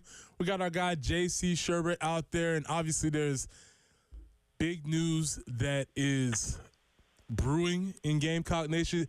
JC, I've been talking about my favorite coaching searching terms, whether it's targeting, zeroing in on, moving in, on the verge of. What's your favorite coaching search phrase that you hear? On the periphery. Ooh, That's a rarer one. That's a good one. Well, will we consider Paul Maneri to have been somebody that was on the periphery? No, he was out of left field. Oh. I'll just use a baseball term for that. Another good one. I can't remember well, I've seen searches around the country and other sports go this way, where the guy that ends up getting hired, everybody's like, wow, where did that come from? But I think kind of Brian Kelly to LSU from Notre Dame was kind of nobody knew about until like 24 hours before the press conference. Lincoln Riley, Southern Cal, was the same way. Football is the sport I follow the most, so that's kind of that's kind of the deal there. But I do think I do think 98% of the time somebody on the initial list is going to get the job. But there's that 2%, and we hadn't really had one like that around here in a while. So, because I'm trying to think, Beamer was on the list, Muschamp was on the list, Kingston was on the list early. Holbrook, of course, was a promotion. I'm trying to and then Lou and Spurrier were just guys. Dave Odom was on the list. So yeah, Darren Horn was way down the list, but they've been on the list. So this is kind of refreshing, and I don't mind it. Even though I run a media website, we're supposed to break scoop and stuff and get out in front of things. This one was okay with me just because I think it's one that's made a lot of people happy. Yeah, and it seems that a lot of people have been in favor of this hire. They come around after the initial shock has sort of worn off on this. One of the big concerns for some folks is the idea that this coach is coming out of retirement, not specifically about his age, but about his time out of the game. So what has transpired over these last 3 years that might be some concern for somebody who has not been in college athletics over the last 3 years? Sure, and and there's a couple of things on that, because you do look at it and you're like, well, he backed away. Like, okay, so last year was 2021, and then 2022 came, and then really when the NIL started hitting college baseball, at least at Carolina, it was when we started Carolina Rise, and I was in the middle of John Whittle and I were in the middle of the baseball stuff for 2 straight years. What was that off season of 2022, and so you sort of look at it and you're like, well, he's missed that part. Well, there's 2 good things. The first good thing is Terry Rooney, who was a recruiting coordinator who's been in the thick of it at LSU, he's coming. And he's a long-time Maneri guy. And Monty Lee is staying. These contracts have not been signed, so there's always last-minute things that happen. And Monty's been holding the class together, and certainly is no stranger to working the transfer portal because he's been doing it. And the NIL stuff as well. NIL at LSU is pretty big for baseball. And then the second part of this is when Paul Maneri retired, he didn't just go to the golf course. You know, he wasn't sitting around eating Captain Crunch and watching Scooby-Doo. He wasn't rolling out to the blue plate special at the K&W. I mean, he's been around that program. Jay Johnson, the coach there now, embraced him. And you kind of do some research on it, and you say, well, gosh, Mainieri was around when he's around all the time. He's doing interviews. He's on the field after they won the College World Series last year, crying and celebrating and hugging, and because those are some of his recruits that went out and won it. And so because he has been, one has to think. And also, Preston, because he interviewed for the Miami job last year and turned it down, and also had a chance to go back to Notre Dame a couple of years ago and turned it down. Coaches, when they know they want to go coach again, they don't just sit back and go, well, I'll arrive when I arrive, like, you know, when Patton or whoever the general was that said, I shall return, and came back in the Philippines during World War II. They don't just go, I shall return, and then come back and like, oh, well, here we are in this new world. So I have to think he's probably gotten a front row seat to how they've done it at LSU. LSU's done it as well as anybody in the country as far as NIL in the portal. Paul Skeens is a big example of that.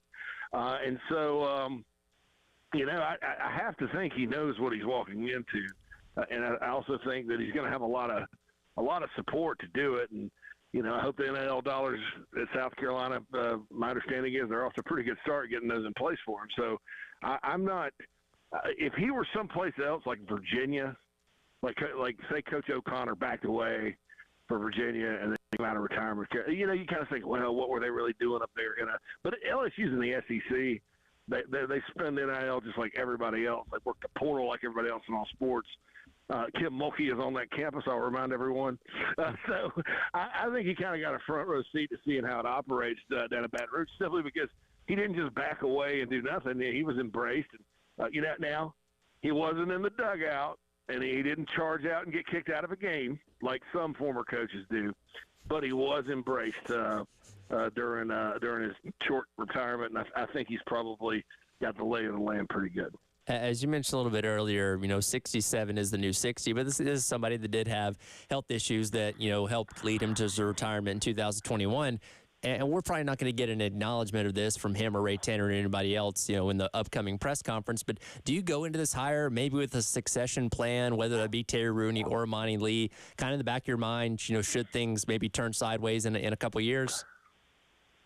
Sure. I mean, yeah, and it was his back. I mean, if he's ever had any kind of back issue, man, as I get older, it scares me that I may at some point, but I need to get my butt on the treadmill. But it's just debilitating. I mean, you ask Tiger Woods. I mean, you know, and there's some kind of fusion therapy. I think I read the spinal, some kind of thing where they can go in and fix it, but it takes a little while to recover.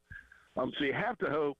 You know, I mean, this isn't like Jerry Kill, who I think could have been a Hall of Fame coach.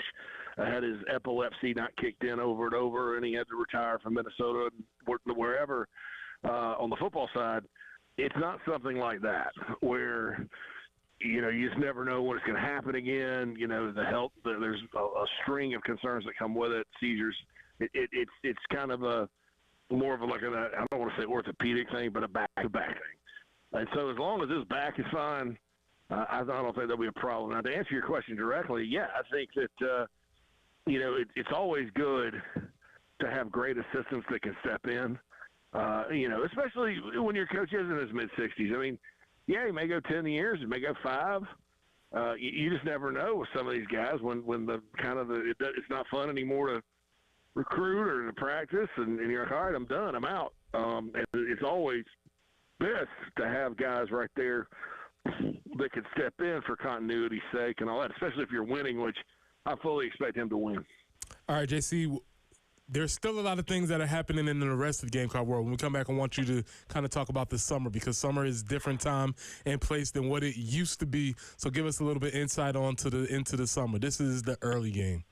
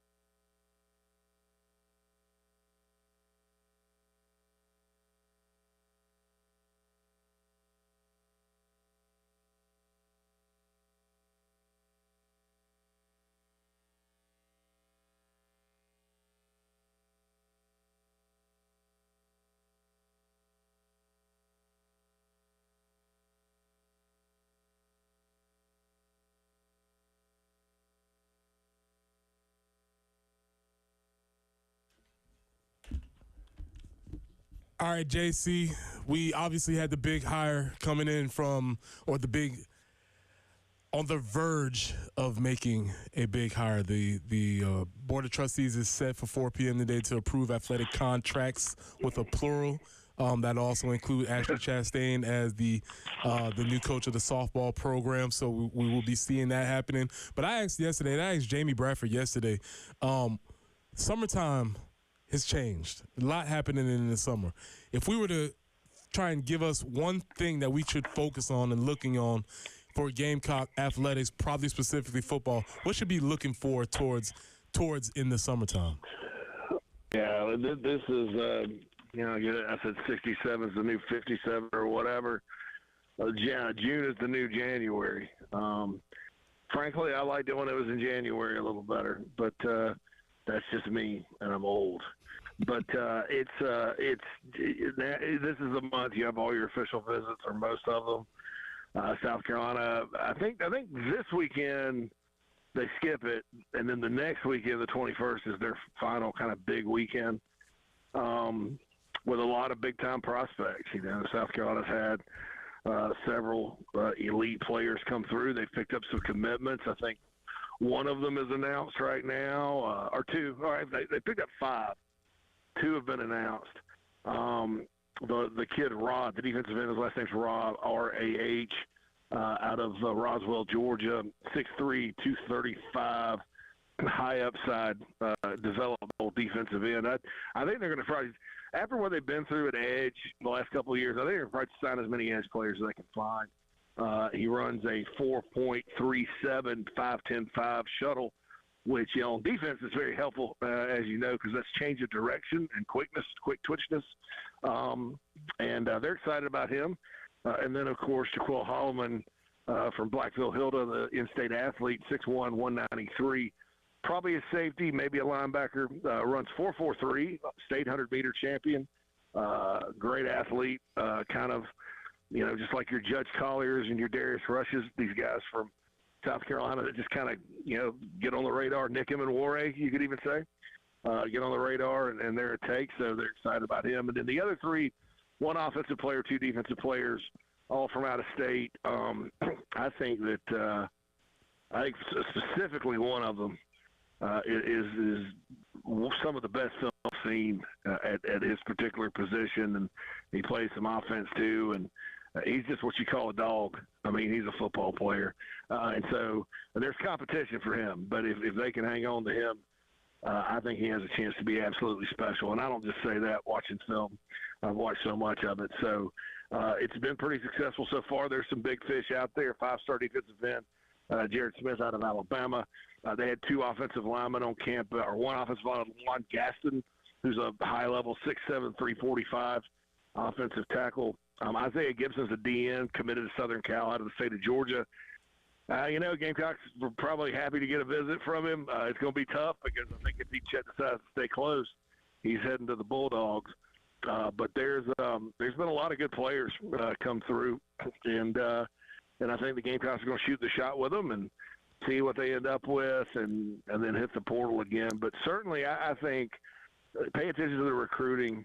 And then we get into practice in August. But the recruiting is always critical this time of year, whereas, 15 years ago, it's probably more geared toward the winter.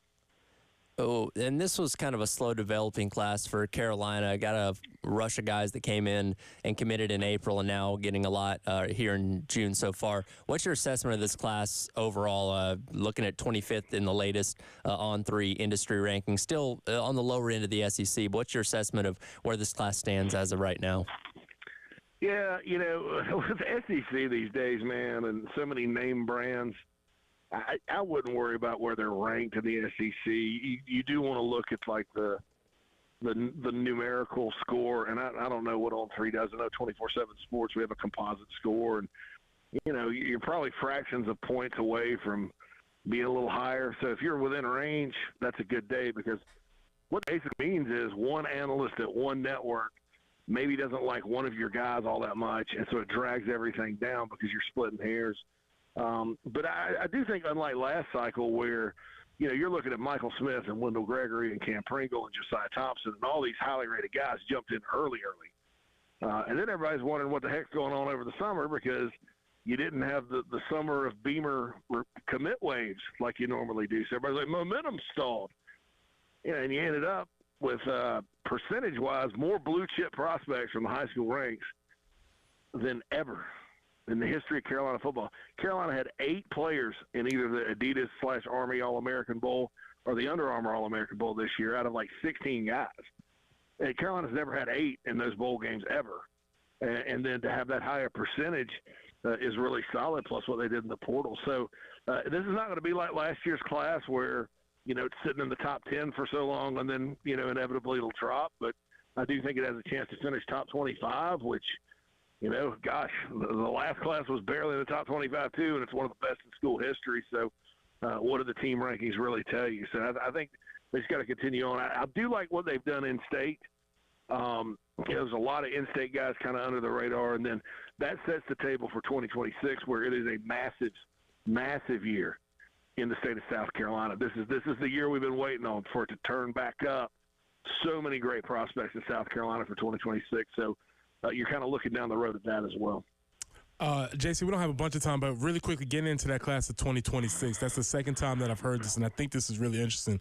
Without any specific names, why are people so excited about this class coming up? Well, because there's already guys that have a bunch of – 3 offensive tackles that have major offers, Clemson and South Carolina. You got the 2 receivers in Columbia that are really, really talented and must get. You've already got an O-lineman from Rock Hill committed to South Carolina. There's he's at Newberry, tight end at Newberry that's really good.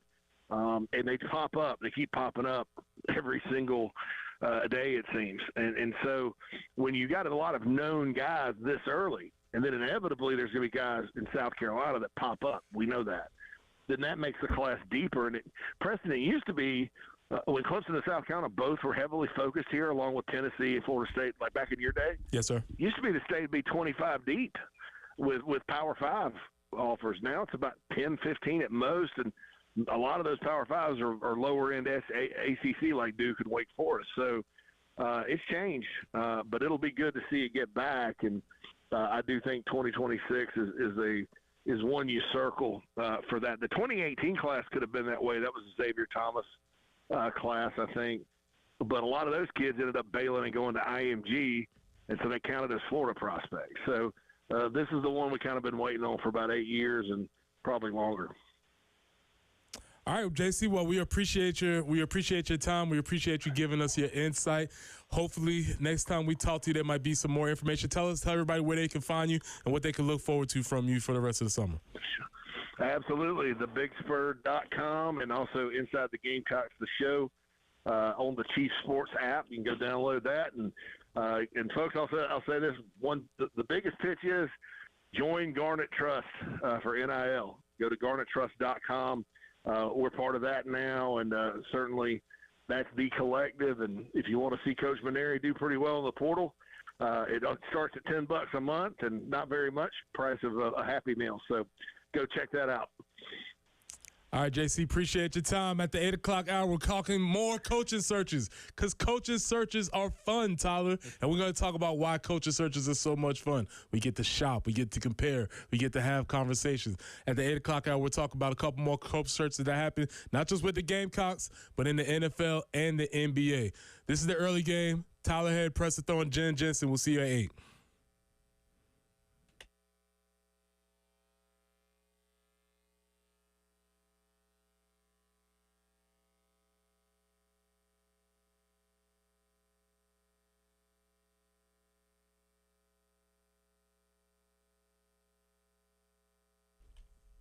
Preston here. Let me tell you about my friends at Absolute Glass, the premier glass company of the Midlands, offering auto, home, and business glass repair.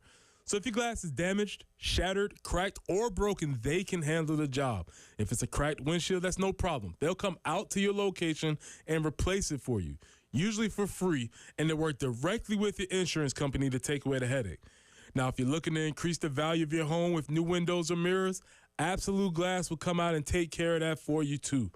Windows, mirrors, shower enclosures, It does not matter. Absolute Glass can do that for you. Now, as you hear me say it all the time, if you can see through it, Ray and Marianne at Absolute Glass can do it. So check them out online at absoluteglassinc.com. That's online at absoluteglassinc.com.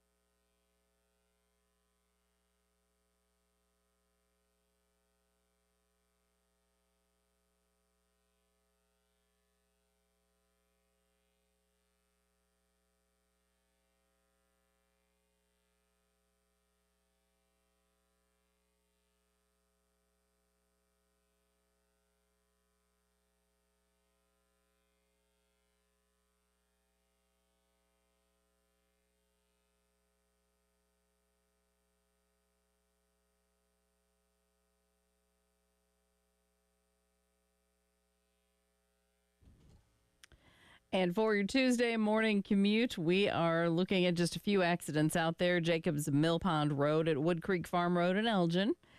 I-20 eastbound after Spears Creek Church Road, that's exit 82.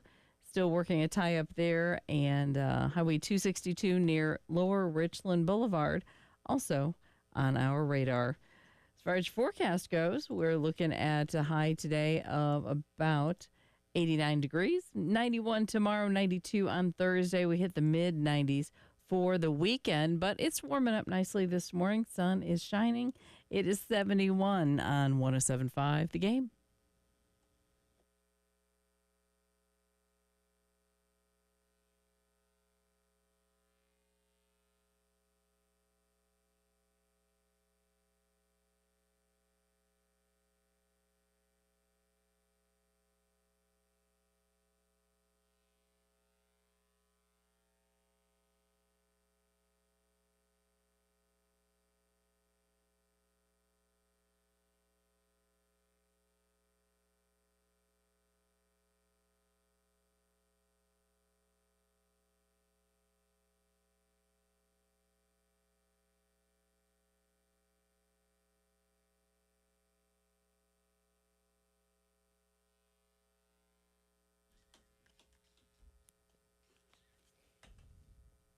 Welcome back into the early game. Preston throwing Tyler Head, Jen Jensen. Bill is in the Bahamas, or maybe not. Maybe he's stateside now. We don't know where Bill is, but I think he's going to be in the studio tomorrow, and that means, Tyler, you get to sleep.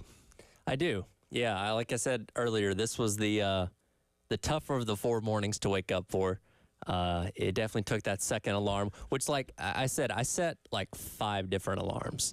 Typically, first one wakes me up. Okay. I laid there for a couple minutes. The second one's like, all right, now you really got to get rolling. And like I was kind of on the verge of falling back asleep to the point where the second one like really startled me, even though I knew it was coming. Like that's kind of where I was this morning. Yeah, Jen, we've been doing this for a while now. What is your morning alarm routine? Is it 1 alarm, 4 alarms? What's your deal? Yeah, I just kind of prefer the one. I'm definitely, because I feel so much worse if you do like a snooze or a second alarm that's 5 minutes later. I do the second alarm as a backup, whatever. But typically I'm moving, and the dogs at that point are ready.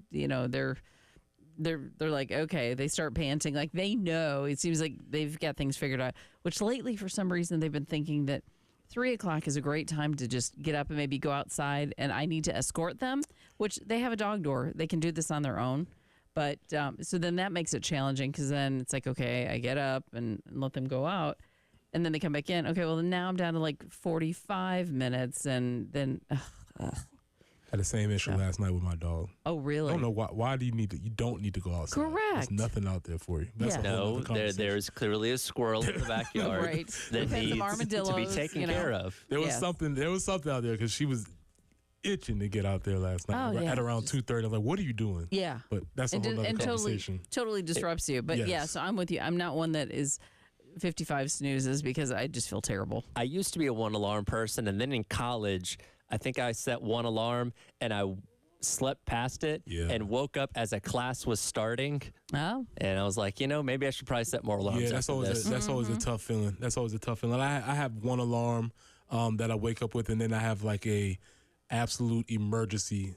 I should be leaving at this time period. Oh, gotcha. Yeah. So, but I have on maybe 2 occasions woke up on the second alarm, and I'm like, oh boy, and then it's panic. Yeah, it's crunch panic time. from that point. Yeah. One thing about coming in this early, if you are a couple minutes behind, you can make up the gap. This is very There true. aren't as many people on the roadway. Very Don't true. recommend it, but No. if you need to, make up a minute or two, You're probably not going to run into a traffic jam. Exactly. It's a Yes. little bit easier. I think I got here in like 17 minutes this Yeah. morning, which is Nice. a Very record. true. Not a lot, and that's kind of one of the nice things. You get to travel on off-peak hours. So this whole traffic things when I have to go out. Now, at regular leaving hours, during I the don't lunch like. rush, because I got to sit here till Yeah. 12. Leaving Yeah. during the lunch rush, that can be a little tricky. Yeah, I'm not here Feels for a little that. different. Yeah. Well, yesterday, surprise, nobody knew what was going to happen. We had all the conversations we were targeting. We were zeroing in. We was on the Periphery. periphery. That was a good one. And then, as JC told us last segment, a candidate came out of left field. Paul Maneri, former LSU coach, is set to be hired by the Gamecocks by Coach Ray Tanner to take over the Gamecock baseball program. And obviously, you can find anybody anywhere that will have something to say, but it seems like a lot of folks are in favor of this hiring decision. Well, I haven't seen anybody that has, doubted his resume or what he's accomplished as a head coach, because that certainly speaks for itself. It seems the majority of people are concerned with the age aspect of it and knowing that this is potentially a short-term fix. Whereas, if you would have hired Imani Lee, per se. And again, I know people are pretty divided on that, but you're looking at that saying, well, if Monty Lee is really successful, he could be here for 20 years or something like that. Whereas a guy like Paul Maneri, which again seems to be in relatively good health and shape right now, probably not going to be that kind of case. Now, again, if he comes in here and is super successful for 7 years, and that means 4 or 5 Omaha trips and maybe a national championship, we'll get to the end of that and say, hey, that's great. And then we'll cross the bridge of, what happens after that when we get there. I do think there's, potentially a plan with either Terry Rooney or Monty Lee saying, hey, if after 5 years that's all that he wants to do, we can go to you or you, and that'll be the future of this program going forward. So again, I'm not trying to get too caught up in what happens years down the line. I think the best thing to do is focus on the here and now and knowing that you have a guy with a pedigree that can get this program back to where it needs to be. Yeah, because here's the thing. When you talk about this concept of the idea of, when you go to a job interview and they ask you, well, where do you plan on being in 5 years? I hate that question. I don't know. I hate that question. It's a silly question because 5 years is a long time. Sure. Right? And nobody really actually knows what's going to happen in between from here to there. And so when they ask that question, it's like, yeah, I don't know, man. Well, it's such a loaded question because if you say, well, I want to be doing this exact same job. Oh, so you're not looking at applying yourself and moving up the ladder. Well, I think I'd like to be here. Oh, so you're not going to be satisfied with this job, are you? Like, it's just, you're running into a wall either way. Correct. Yeah, you can't win. Yeah, you don't win that question. So when people have that idea of, well, who knows what's going to be, I don't particularly care about what's 5 years. Now, what we want to say is, what we want to maybe possibly take the program in the next 5 years. And there's been precedent for this with Carolina, with Gamecock Athletics. Steve Spurrier was hired. He was 59 when he was hired in a similar situation. I played for Lou Holtz, obviously who was 62 when he was hired, looked a lot older. Felt a lot older than Paul does for some strange reason. People age a lot differently now. Correct. Like the 30-year-olds of the 1990s don't look like the 30-year-olds of today. It's a different time. But what happened in those two hirings, especially when I can speak specifically with Lou Holtz, is that it worked. First year, 0-11. Next year, 8-4. The year after that, 9-3. And that was supposed to be it. Right. It was supposed to be a 3-year thing, get it on track, and move forward. And all the extra reporting indicates that Coach Holtz was ready to move on. The athletic director at the time did not want that to happen yet, required him to stay. He stayed, and it got kind of shaky after that. But if it was just going to be a 3-year fix, sure, it worked. And if there was a succession plan, which he didn't agree with and the AD didn't agree with, look at Steve Spurrier. He was here for a little bit longer, but it worked. It did. And when he was ready to get out, we should have probably let him leave when it was time for him to leave. I imagine it's going to be the same thing with Paul Mainieri. He's been successful. There's no reason to think that it won't work because he's been successful everywhere else. The key, I think, with these types of hires is that when he says, I've done what I needed to do, have a plan in place. Yeah, it's very much the win now mentality when it comes to which making is what we hire. wanted, right? Let's look back to when the Rams won the Super Bowl a couple years ago. Their entire mentality, they're bringing in all these kind of guys: Matt Stafford, Odell Beckham Jr., just countless amounts of high level talent. And they really just put all their chips in for that 1 year, won the Super Bowl, and they've had to struggle a little bit since then and dealt with injuries like with guys like Matthew Stafford. But they went out there and accomplished the goal they were trying to accomplish. And again, if we're talking about what South Carolina baseball is going to be 10 years from now, I don't know. But if you ask me, hey, if Paul Mainieri's around for the next 5 years, can this team make it Omaha? Can this team potentially be a threat for a national championship? I really think so. And again, that's where the primary focus should be. And again, we'll get to the succession plan or whatever happens after him when that starts to come to light. But for right now, he's going to be your coach in 2025 and for the foreseeable future after that. So let's not get too caught up in what happens down the road. Let's focus on what is happening now. Right, because one of the things as you stated with this hire is that a lot of people felt that you wanted to have somebody who had Omaha experience. Check. You wanted to have somebody who was who had SEC experience. Check. You wanted to have somebody who was a proven winner, somebody who was well thought of in the coaching profession. Check. So this hire checks all the boxes that a lot of people particularly have. We just didn't expect it to be this person. We thought it was going to be a couple of other different people. And by all indications, another one, right. By all indications, our closest sources, our reliable sources, our credible sources did not see this coming. Yeah. And I think that's the most interesting part about this hiring process. And I believe it was Teddy Cahill, who I'll actually have on in the 9 o'clock hour coming up from Baseball America, that first dropped the story. And again, I mean, Whittle and Chris Clark and all of our guys that are so in tune with what happens with these kind of coaching hires were kind of taken aside by it. And again, the name started to come up, but, there was no other smoke to that besides what happened yesterday afternoon. All right, let's go out to Lawrence on the phone line real quick to talk about this hire. Lawrence, how you doing this afternoon, morning? What time is it? Where are we? Doing fine. Good. What you got? I got a question about, there's two things. One, Paul Mainieri quit being a baseball coach before the transfer portal, NIL, and how's he going to handle that? Is it something that hiring an old person to do some new person's job? And the other thing is it really that much different from before? In baseball, it seemed to be more fluid in the way baseball players came in and out of a program, so it may not be as different. So that's all I've got to ask if you would respond. Thank you. Cool. Appreciate you listening. JC hit on this, and we talked about this a little bit earlier. Yes, obviously, when he left, there was a transfer portal, but it wasn't as active as it is now. And then obviously the conversation about NIL. And the two best answers to that is that reports indicate that he's bringing his recruiting coordinator from LSU, Terry Rooney, with him, who has been in the game. Right. And also, if all things go according to plan, which is another good statement, Monty Lee should be staying on board. Right. Who has extensive experience in this area, has done well with holding the recruiting class together, and is very versed in what is considered the modern baseball recruiting era. Yeah, absolutely. And again, as JC also mentioned, it's not like he was completely away from the game for the past couple of years when he's been retired. He was welcomed, to be around the LSU program. Jay Johnson, after winning the national championship last year, had interactions with him and praised him for what he had done with the LSU program. So he's very familiar with what's going on. I imagine he's had a lot of conversations about how things have changed. And I imagine that was probably one of the first questions that Ray Tanner asked him when they talked about this, was like, hey, it's a different ball game now. What do you think about it? How do you think you can handle it? And maybe you do lean a little bit more on Terry Rooney and Monty Lee to handle some of those things. But I don't think he's going to be taken completely. I don't think he's going to be blindsided by all this stuff necessarily. Right, and that's one of the big questions. And that's frankly, Lawrence, that's one of the questions I have. I think that's a very fair question, and that's something that somebody who has been outside of the game in these 3 years in which so much has changed in college athletics, it is something worth discussing, and I think that's something that he should probably address.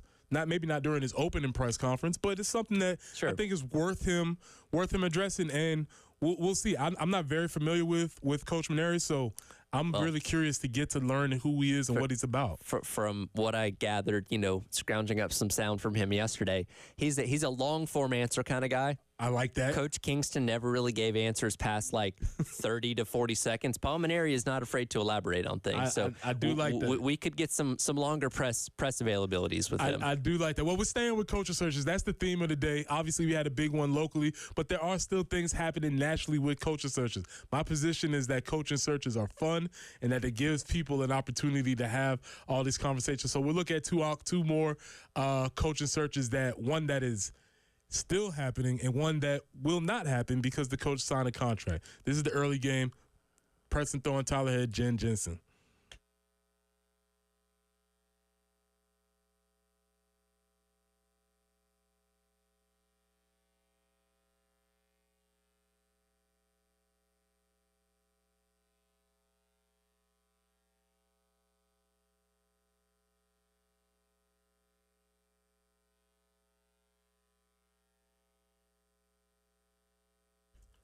Got chronic joint pain, not having success with steroids, but trying to avoid surgery?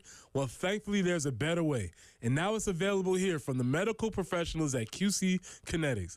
I'm talking about new and advanced regenerative medicines that can restore and repair damaged tissue in your bad joints, providing lasting relief with no drugs, no surgery, and no downtime. QC Kinetics is the nation's leader in precision regenerative medicine with over 100 clinics across America and literally thousands of satisfied patients. So if you've got joint pain due to arthritis, knee pain, hip pain, or shoulder pain, don't just think the old ways with dealing with pain are the only ways. You need to learn more about these new regenerative options that can change your life. So call the folks at QC Kinetics at 803-281-6860. That's 803-281-6860. Again, 803-281-6860.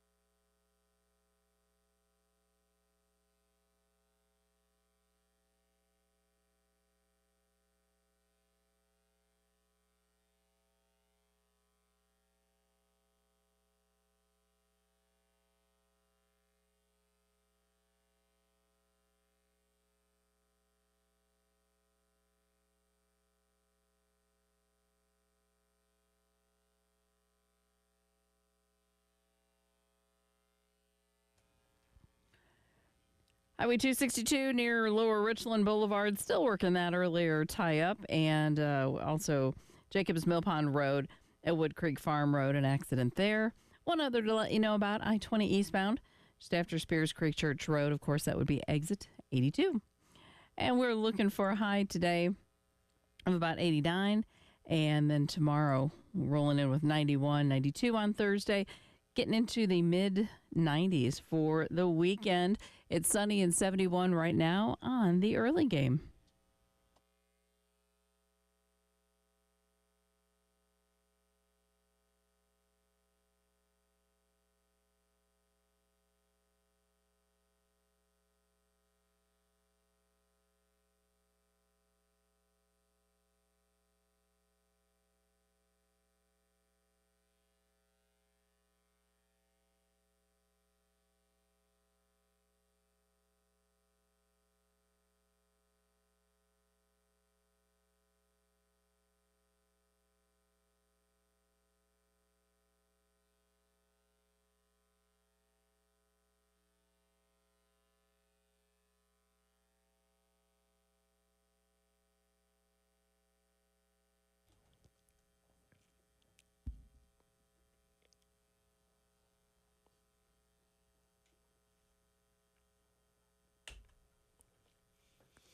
Tyler, Preston.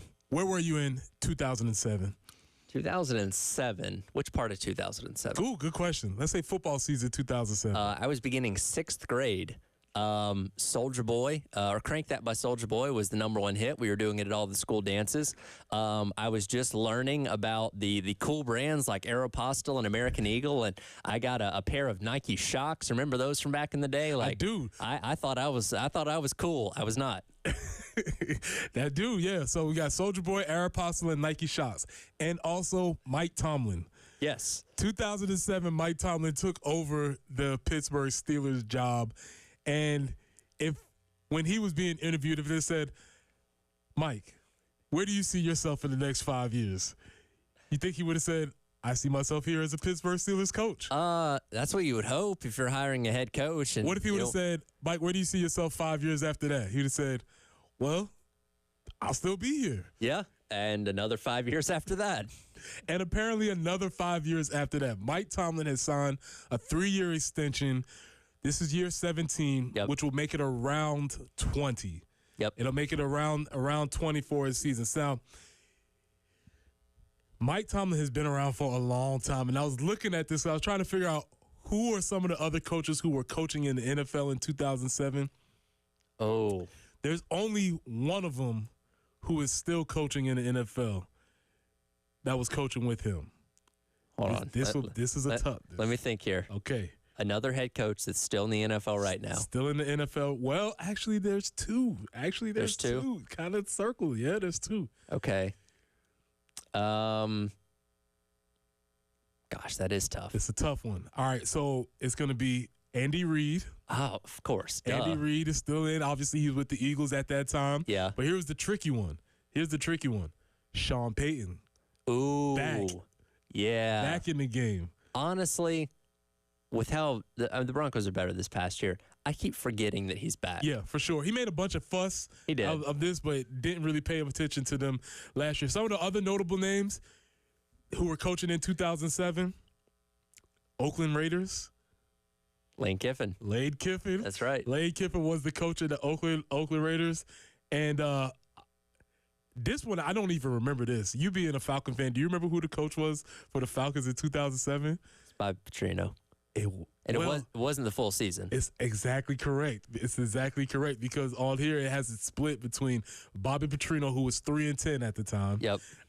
And Emmett Thomas, who took over in the interim. Yeah, so Bobby Petrino famously was interviewed for the Arkansas job. Arthur Blank, the owner of the Falcons, confronted him saying, hey, what's this speculation? What's the periphery that I hear about you potentially taking the Arkansas job? To which he said, I'm not taking the Arkansas job. A day later, he was introduced to the Arkansas head coach. Instead of meeting with the team and telling them, hey, guys, I'm leaving, he left a note in the locker room saying, I can't do this. Bye. Yeah. I've watched if you want to go down the rabbit hole, there's a lot of different interviews with Falcons players who are on those teams talking about Petrino and that whole situation. Oh, I still don't think he could set foot in Flowery Branch ever again. Yeah, that's probably correct, and rightfully so. So yeah, that's even. We talk about Petrino often on the show. Mm-hmm. That's like mid-level on his list of scandals. That's not even the worst thing that he's ever done, but it certainly soured a lot of people because here's the thing. He thought he was going to get to work with Michael Vick because he got brought in after they let go of Jim Moore after the 06 season. Vick's dogfighting stuff happened over the course of the early 2007, goes to jail, and he was stuck with, ready for this, Joey Harrington and Byron Leftwich. Imagine thinking, I'm going to have this mobile quarterback. He's going to be able to do all types of things in the run-pass game. And then you look and you like, Byron Leftwich, who's a statue back there of the most statuesque person of all people. You have to change the whole offense. And Joey Harrington, who never panned out in the NFL. Yeah, Joey, I mean, good for him, but yeah, it never worked. But just the distinct difference between Michael Vick and Byron Leftwich, very different styles. Very much so. Very different styles of quarterback. So, here we are. Mike Tomlin is here. And the question is, and I wonder where people think about this, he's been a model of consistency. You know, you always tried out the idea, never had a losing season. Mm-hmm. We always did that. But as of recently, they have not been successful in the playoffs. Right. If this was any other organization, I feel like the past couple of years might have been the straw. But the Steelers are famous for only having 3 head coaches in the past 60 years. Right, And I think there's this mantra that they are not an organization that's quick to pull the trigger. Mm-hmm. They are willing to weather the storm. And again, you could be in a worse place. You could have, 3-14 seasons. You're not. You're still winning. You're still staying above the 500 line, or at least going 500. And, Coach Tomlin's a good coach. Now, he's got Russell Wilson and Justin Fields fighting for the quarterback spot. Yeah. We'll see how that pans out. There is talent on that team. You're in a very tough division right now with the Ravens team that's continuing to get tougher and tougher. Obviously, Joe Burrow and what he's doing with the Bengals, and the Browns are, they're there. I mean, they rise up, every couple of years, but it's certainly not getting any easier. But I mean, I don't know who you go out there and hire that you definitively know could be better at this point in time. Yeah, that's where they're in a difficult spot, because obviously they keep the phrase they will not have a losing season with Tomlin, right? Because he's done. Here we go, another good of one phrase: more with less. Yes. A lot of times he has willed that team to them being not a losing team. So Antonio Brown was obviously drafted by the Steelers. Mm-hmm. Spent a long time there. After he left the Steelers organization, we as a public got to know how kooky this dude was. The fact that Mike Tomlin held him in check in his entire time in Pittsburgh, and we never heard a lot of this stuff coming out until after the fact, I think that speaks volumes to how great of a coach Mike Tomlin is. Yeah, I mean, it speaks, and you even heard AB, when you weave through all the rest of the stuff, he's even said that Mike Tomlin was, essentially a father figure to him and kept him online. And which that's another lane, but AB was on track to be one of the greatest receivers in NFL history. They've been sort of wandering around in the darkness, obviously, since Ben has left. Mm-hmm. There's no quarterback there. That was a tandem on the same sort of trajectory as Brady and Belichick. You think Ben and Tomlin.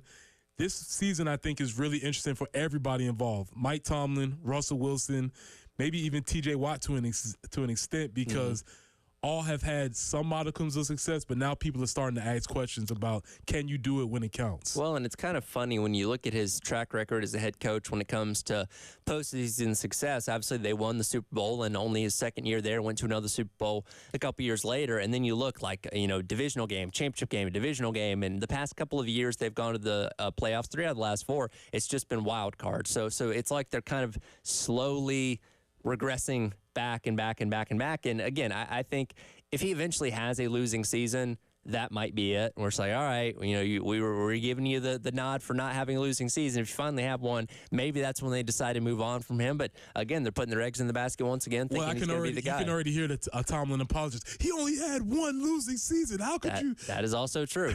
And Now, it won't be wrong. Because again, how old is Mike Tomlin here? He's only 52. And he's a young guy because He's a young took guy. over. He took over at a young age for sure. So he's been there a long time. So he theoretically could still be around for no doubt. another 10 or so years. And again, we're talking about a 67-year-old head coach coming here to South Carolina. So he's still got a lot of tread left on the tire, so to speak. And here's the thing. If the Steelers did fire him, say in a couple of years, if he has a losing season or two, he'd get picked up immediately by somebody else. Yeah, it would be like he's not going away. He wouldn't have to make any phone calls. He wouldn't be sitting around. He wouldn't be sitting around long. All right, so the Steelers are not in a coaching search. No. They've taken care of that. But another prestigious franchise apparently is back in the coach's search. We'll talk about that on the other side.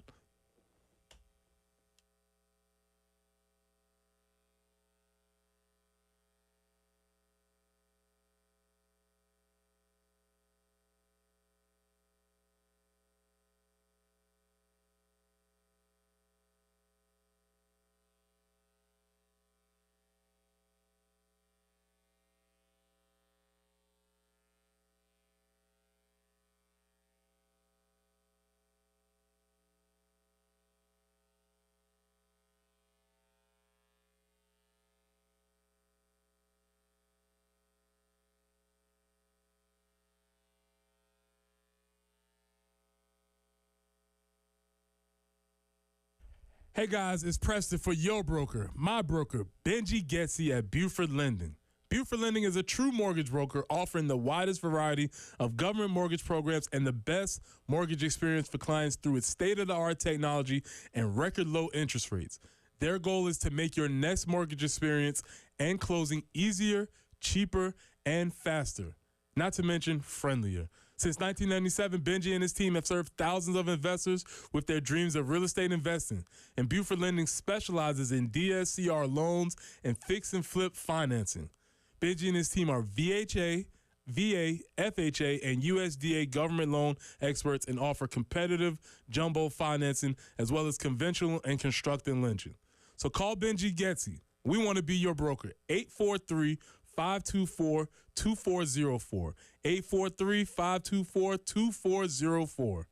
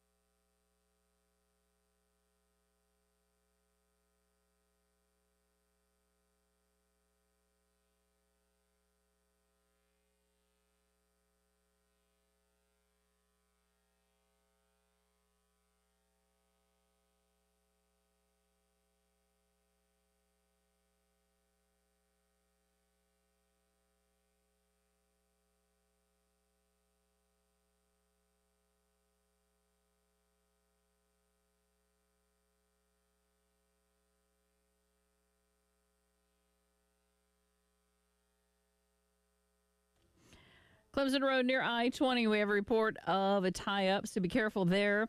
Also, I-20 westbound at Farrow Road and I-20 eastbound after Spears Creek Church Road. There is a tie-up there as well. So just be careful out there this morning if you would. No major slowdowns, but just a few that will require a little bit of attention. We're looking for a high today of 89, mostly sunny skies, cloudy at 91 tomorrow, sun back out on Thursday, 92, and we dip into the mid-90s for most of the weekend. But right now, it is a nice start to the day, a little bit cooler than we've had, 71 on the early game.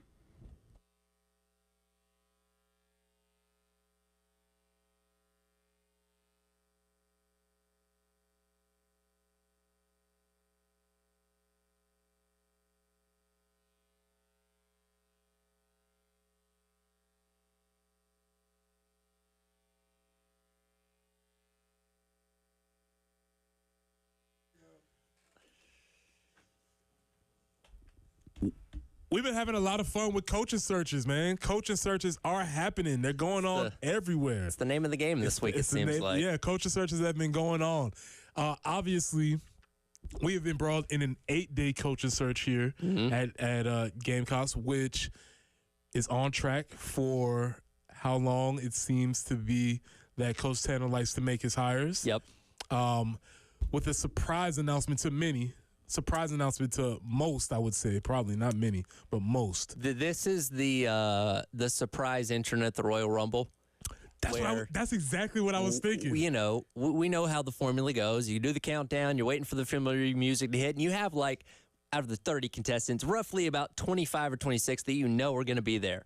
But those couple surprises, and especially when the clock hits 0 and the music doesn't hit, like initially they wait a couple seconds, you know something's coming. Like this was the stone cold glass shattering out of nowhere. Like, wait a minute. What is this? That's exactly what I was thinking. I was like, oh, my gosh, that's Paul Minari's music. There he goes. And nobody would have suspected it. Nobody would have suspected it. And I guess that's how you do a real professional coaching search. You keep things close to the vest. Right. You don't tell a lot of people. You keep your circle tight. You let all of us speculate. You let all of us have rumblings and rumors. That's what I guess a professional would do. Now, in a way, because, again, the reporting gets out, stories everywhere. We're just waiting for the official announcement to come out later today. I almost wish, in a way, we could go back in time where you truly did not know what the announcement was going to be until the press conference, where it's like, Ray Tanner's going to the podium.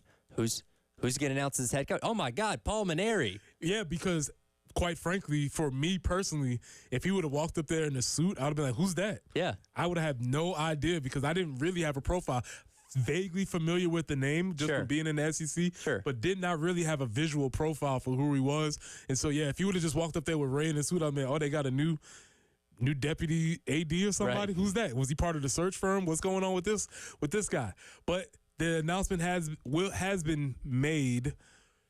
The board has set a meeting for 4 o'clock today. The contract has to be approved. That's the last approval step. of athletic contracts, multiple. Yes. Because also has been reported that Ashley Chastain will take over the softball program.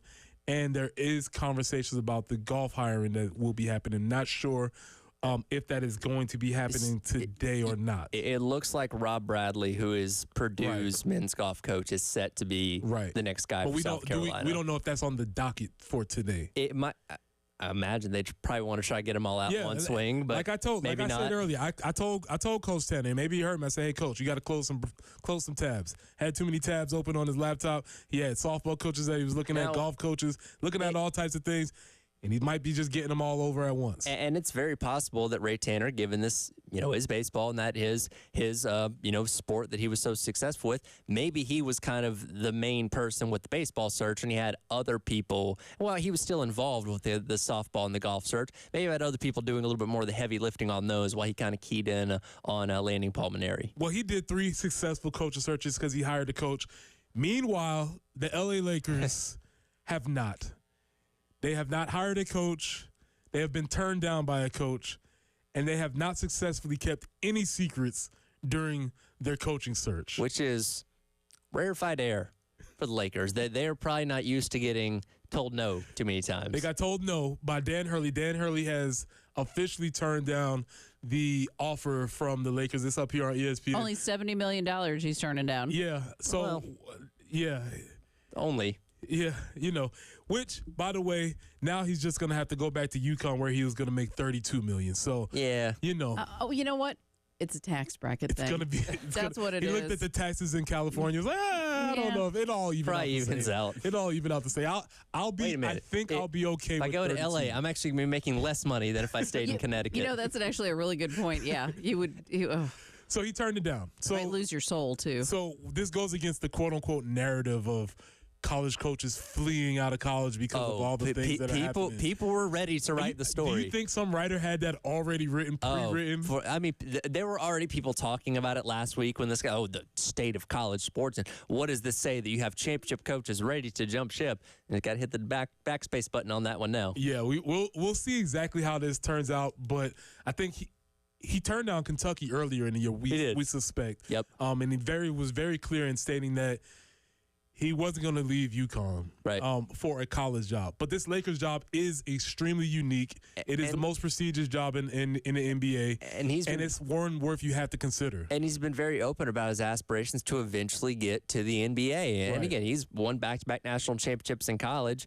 Not saying that he's accomplished everything that he wants to, but that is, kind of accomplishing what most people set out to do, and now he has a chance for a three-peat at UConn. But yeah, that's an enticing offer that the Lakers put in front of him that was probably very hard to turn down. Yeah, and what he had was a really interesting conundrum because on one hand, you have the opportunity to coach arguably the greatest player in NBA history at the later stages of his career. Or him coach you. Yes, and that's the other side of it. Do you actually want to go coach one of the greatest players in NBA history at the later stages of his career? I don't know if that was what his decision was based upon, but obviously he did not make a decision about his future with the Lakers without having conversations with LeBron. I think you also have to think about the scrutiny you're under as the coach of the Lakers. Because, look, and I know the Rams won a Super Bowl a couple years ago. L.A. is a Lakers town. Lakers are going to dominate the headlines more than any other team. The Dodgers, the Southern Cal, the Trojans, football, it's always going to go back to the Lakers being the top priority. So the scrutiny that you're going to face and the pressure you have to face from a media standpoint as a head coach, much different in LA than in Connecticut. Now, I'm not saying that's what ultimately decided things, but I'm sure that's something you had to consider as well. Yeah, and this is the conversation that needs to be had. And so you have a prestigious organization, and this is where I think is very interesting because even an organization like the Lakers oftentimes are not able to get the person that they quote unquote wanted for their position. And it seemed as if people were very much in favor of this actually happening. And now my question is the next person that comes in, are they just, not we, because I'm not a Lakers fan, but are they just going to be disappointed with whoever it is? Well, that's what the narrative is. They settled for whoever that is. I don't even know who the next option was going to be, but everybody seemed pretty keyed in on Danny Hurley to the point that most people thought it was going to be a done deal, and now that it's not. So whoever that person is, it's going to be like, they settled. They had to settle for this guy. They had to settle for this person as the head coach because they couldn't get Danny Hurley. Right. So the Lakers are still in the coaching search, but the Gamecocks are not. And the Gamecocks have made their solution to board meeting. We'll be talking about that. We'll come back with the grand finale after the end of this segment. Preston Thorne, Tyler Head, Jen Jensen, this is the early game.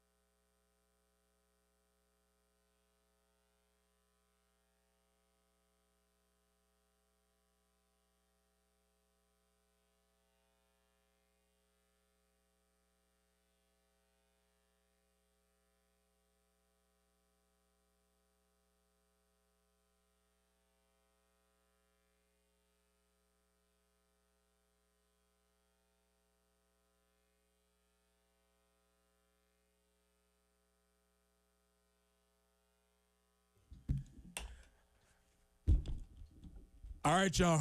Tyler, you get to sleep in tomorrow. I do. Appreciate you hanging out with us. It's been a lot of fun. For sure. We got a lot of good music conversation. A lot Please of don't conversations. Yeah, we really. Well, I mean, I'm not had a lot really of fun. going. I'm just, moving back to my normal time. I haven't seen Terry from noon to 3 in like a week. But so that's not really disappointing, I mean, I'll hold my comment on that one.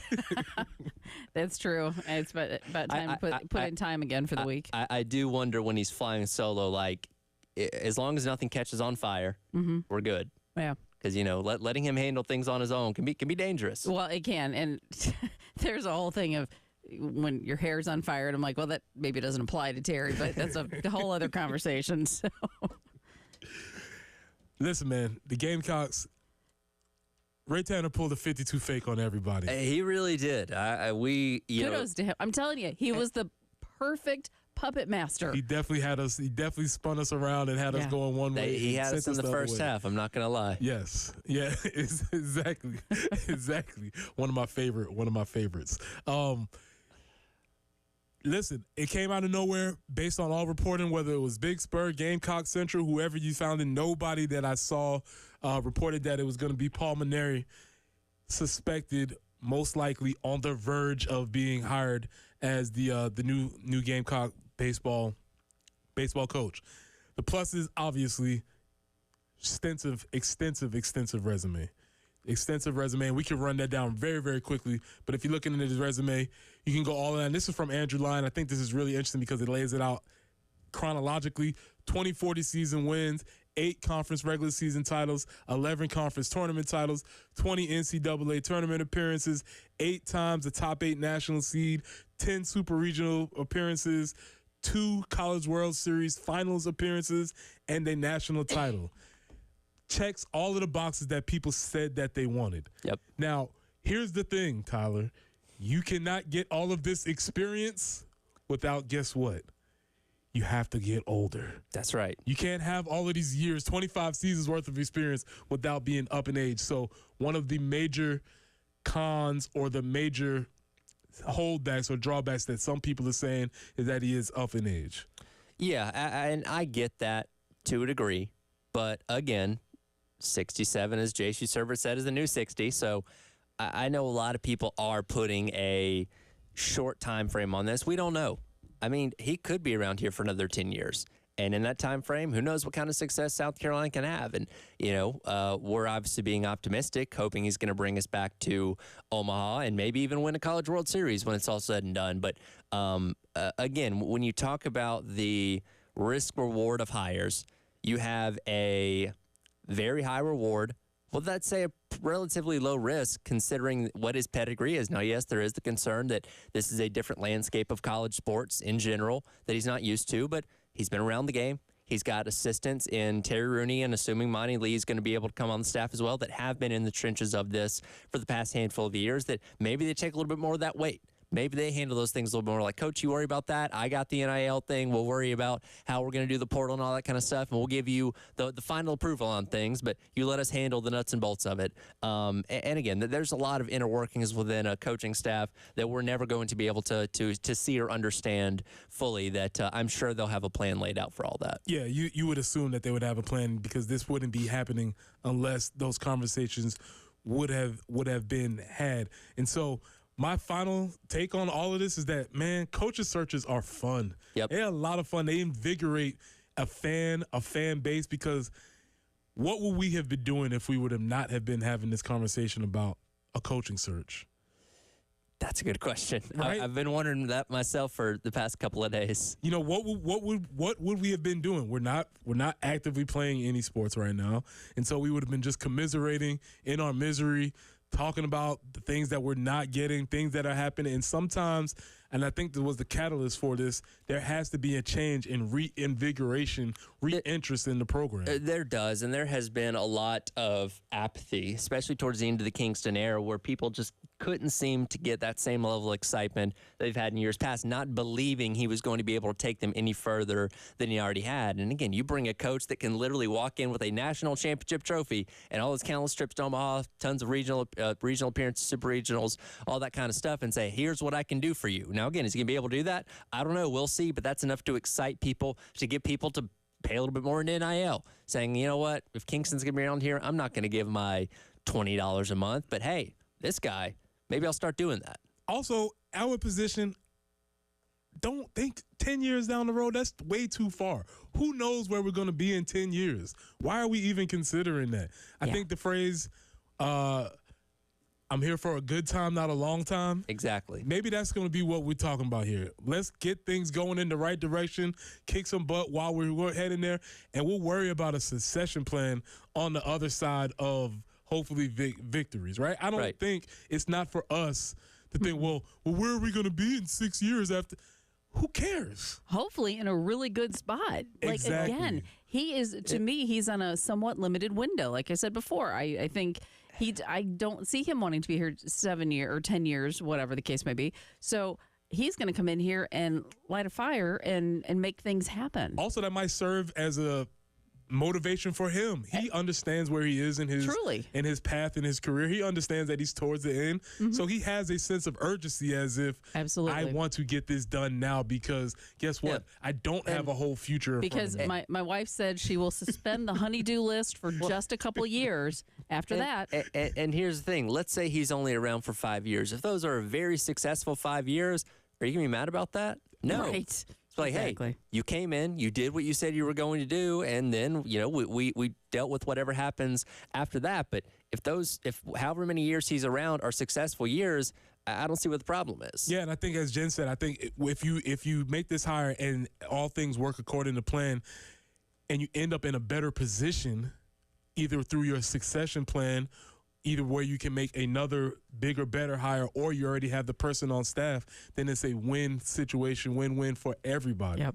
And it seems like that's where this hire was made. But kudos to Coach Tanner, Chance Miller, and the whole staff over there for doing something that took a lot of conviction. It took a lot of conviction to make this hire, because it was not going to be a popular choice. It was an off-the-radar choice, or out of JC said, in the periphery of the conversation. But what do you think it was like the first thing that when Tanner started thinking about this? Was this kind of in his brain, like, I know a idea. guy. I know a guy. Yeah. Like Taken. I have a very special set of skills. Yeah. I got a hire that'll knock their socks off. Yeah. Just you wait. Yeah. He just has to have this conversation. Keep chanting fire, Tanner. I got one for you. Yep. Yeah. I got one to pull it. I got one that he's pulling out. So he pulls this rabbit out of his hat. And as you stated earlier, not just here with Gamecock baseball, but this is kind of reverberating through college baseball world.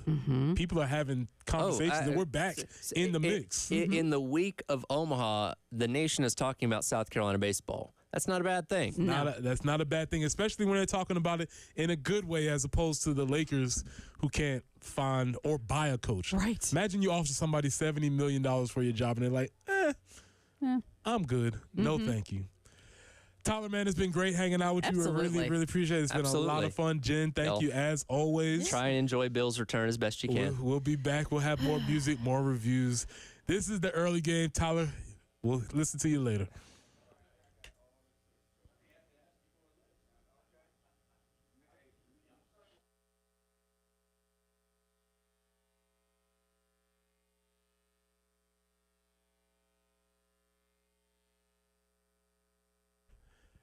Got chronic joint pain, not having success with steroids, but trying to avoid surgery? Well, thankfully, there's a better way, and now it's available here from the medical professionals at QC Kinetics. I'm talking about new advanced regenerative medicine treatments that can restore and repair damaged tissues in your bad joints, providing lasting relief with no drugs, no surgery, and no downtime. QC Kinetics is the nation's leader in precision regenerative medicine, with over 100 clinics across America and literally thousands of satisfied patients. If you've got joint pain due to arthritis, knee pain, hip pain, or shoulder pain, just don't think of the old ways of dealing with the pain are the only ways. You need to learn more about these new regenerative options that can change your life. So call QC Kinetics now at 803-281-6860. That's 803-281-6860. Again, 803-281-6860.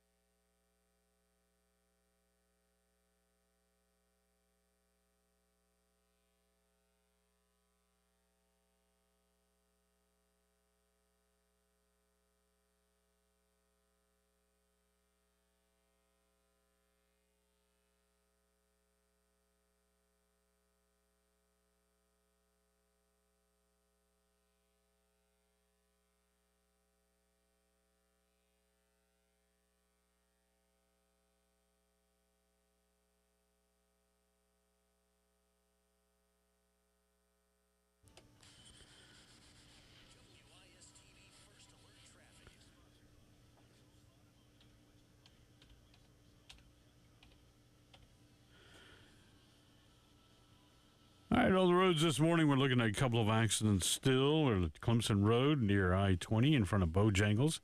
Also a wreck on I-20 westbound at Farrow Road, exit number 72. Your weather outlook for today, 89 for a high, mostly sunny skies, 64 for your overnight low. For tomorrow, 91 for a high and partly cloudy skies, 92 for Thursday, 95 for Friday, and your weekend's looking pretty good. 96, mostly sunny Saturday, and 93, partly cloudy on Sunday, but those chances of afternoon thunderstorms return, although not major, just around a 20% chance of them. But, that could happen at any time. It's Captain Dave, WIS-TV Traffic Center.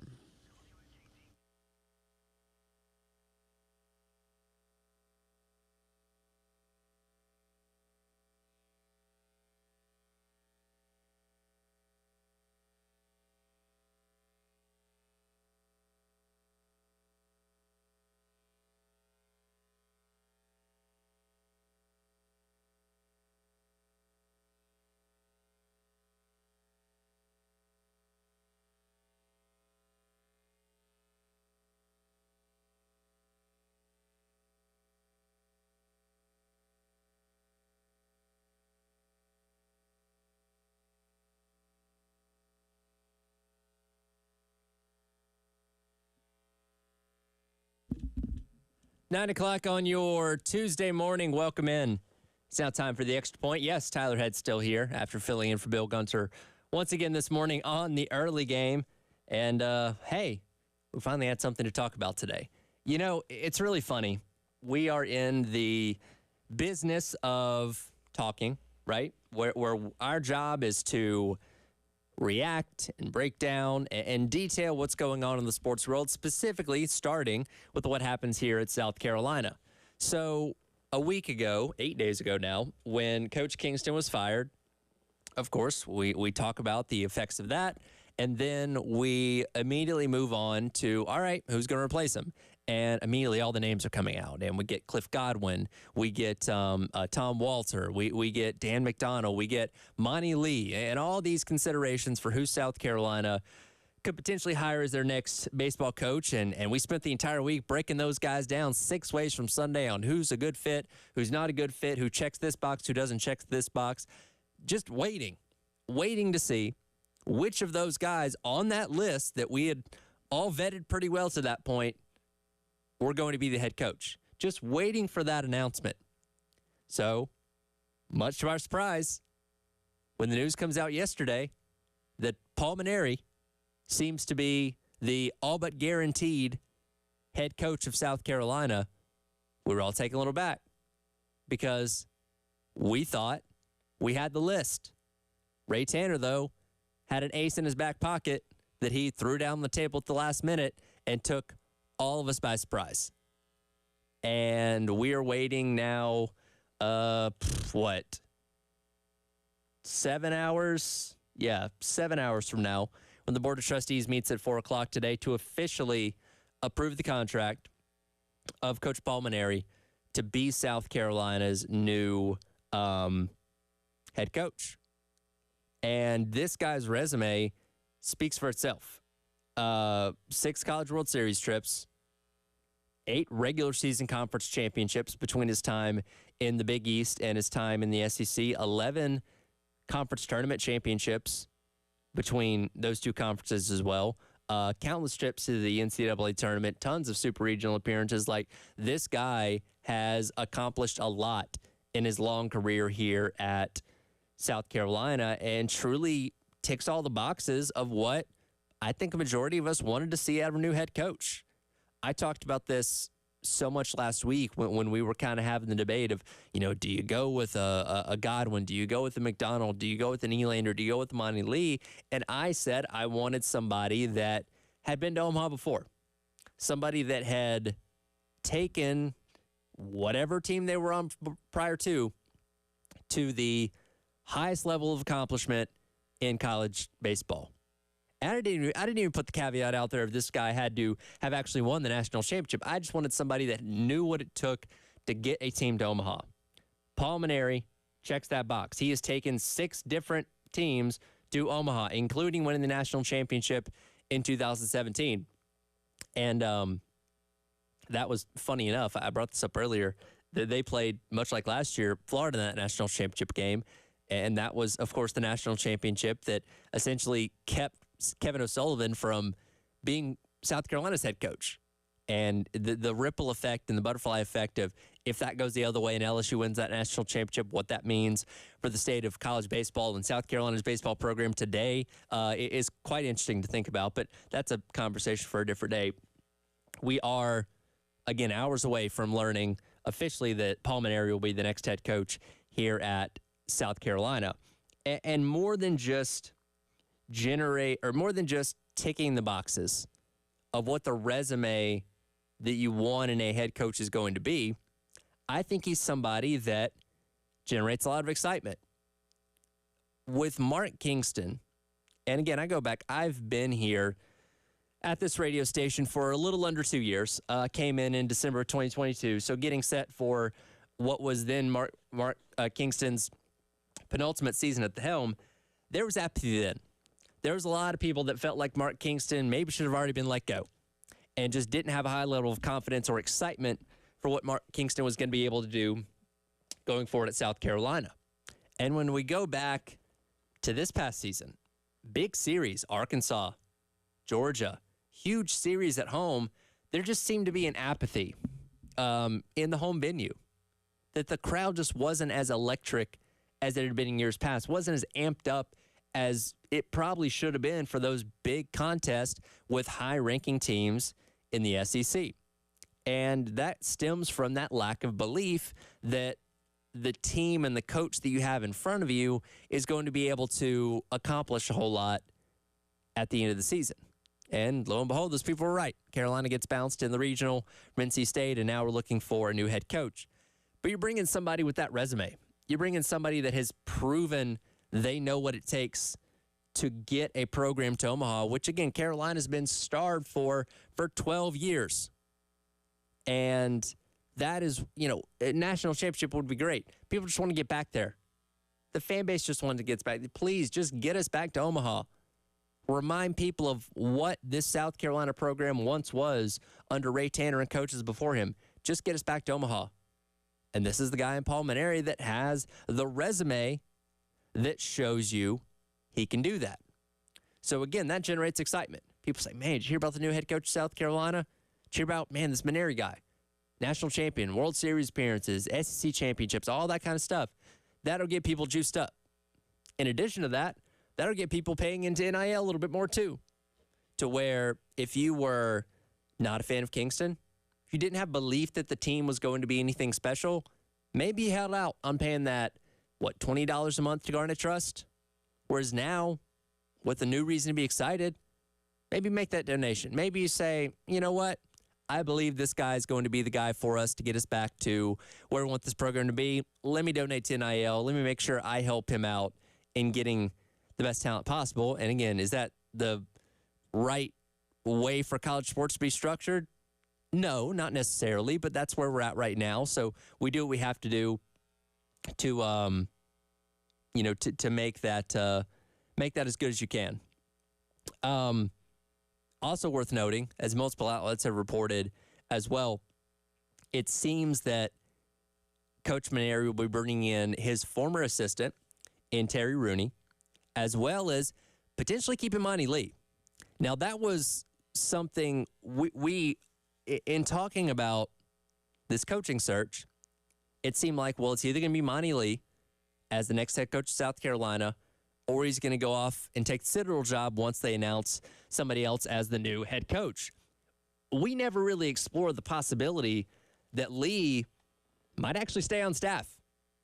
Now, again, as somebody that's been a head coach at the Power 5 level, the thinking is that you eventually want to work your way back to being a head coach, right? Which would make sense that Lee was here under Kingston for a couple of years and then use that to get the Citadel job. But now, with the potential of a head coach coming in here that could potentially get this team back to where it needs to be, there might be a path for Monty Lee to stick around. And the one thing that people bring up a lot, And I understand, we talked about it a lot this morning, is his age. He is 66 years old, Paul Mainieri is. Will be 67 by the time the season starts. Is he going to be here coaching for the next 15 years? Probably not. But even if it's a short window, even if he's only here for 5 or 6 seasons, if he can make this program successful again, if he can give you trips to Omaha and maybe pop a national championship in that time frame, is anybody really going to be mad about that? Do you really want to complain about that? I don't think you should. Because, again, it's about building the program back to where it needs to be. And maybe 7 years from now, you hand the reins over to Terry Rooney or Monty Lee or something along those lines and let it keep going from there. But that's so far off in the distance. You can't get hung up on those details at this point in time. Just focus on the fact that you got a good head coach with a great track record and a great resume that wants to come in here and bring South Carolina back to its prominence. And that's what's so interesting. You know, I've talked about Ray Tanner being the anomaly of a athletic director in today's age, where, 30, 40 years ago, you'd go take the old football coach or the retired basketball coach and make them an AD, and that was something that was done in several places across the country, but it's not like that anymore. A lot of people with business backgrounds, law degrees, all those kind of things that truly focus on the financial and business side of college athletics, to where the former coaches are fewer and far between when holding those positions. But for Ray Tanner, when you think about making this kind of hire, the knowledge that he's going to have about what Mainieri can bring to this program, as well as the respect that he has for him as a head coach, because these guys went head-to-head plenty of times when they were both coaching here in the SEC. So Ray Tanner knows his coaching probably better than anyone else could involved in this coaching search. To know what he brings to the table, to know his mannerisms, to know his mechanics of how he makes decisions and all those kind of things that will factor in to how he leads this program. So again, I'm very much on board with it. He checks my boxes. I said I wanted somebody with experience in Omaha to show this program how to get back there. And Paul Mainieri's that guy. Now, again, yes, the landscape of college sports has changed quite a bit. NIL wasn't a thing when he retired in 2021. The transfer portal was not nearly as wild and chaotic as it is now.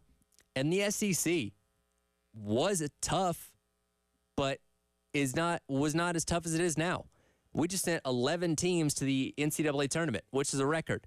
4 of those teams playing in Omaha this upcoming weekend, which ties a record. You got 2 more tough teams in Texas and Oklahoma joining the conference next year. It is a extremely tough SEC, tougher even than the one he was winning national championships and going to Omaha with only a couple of years ago.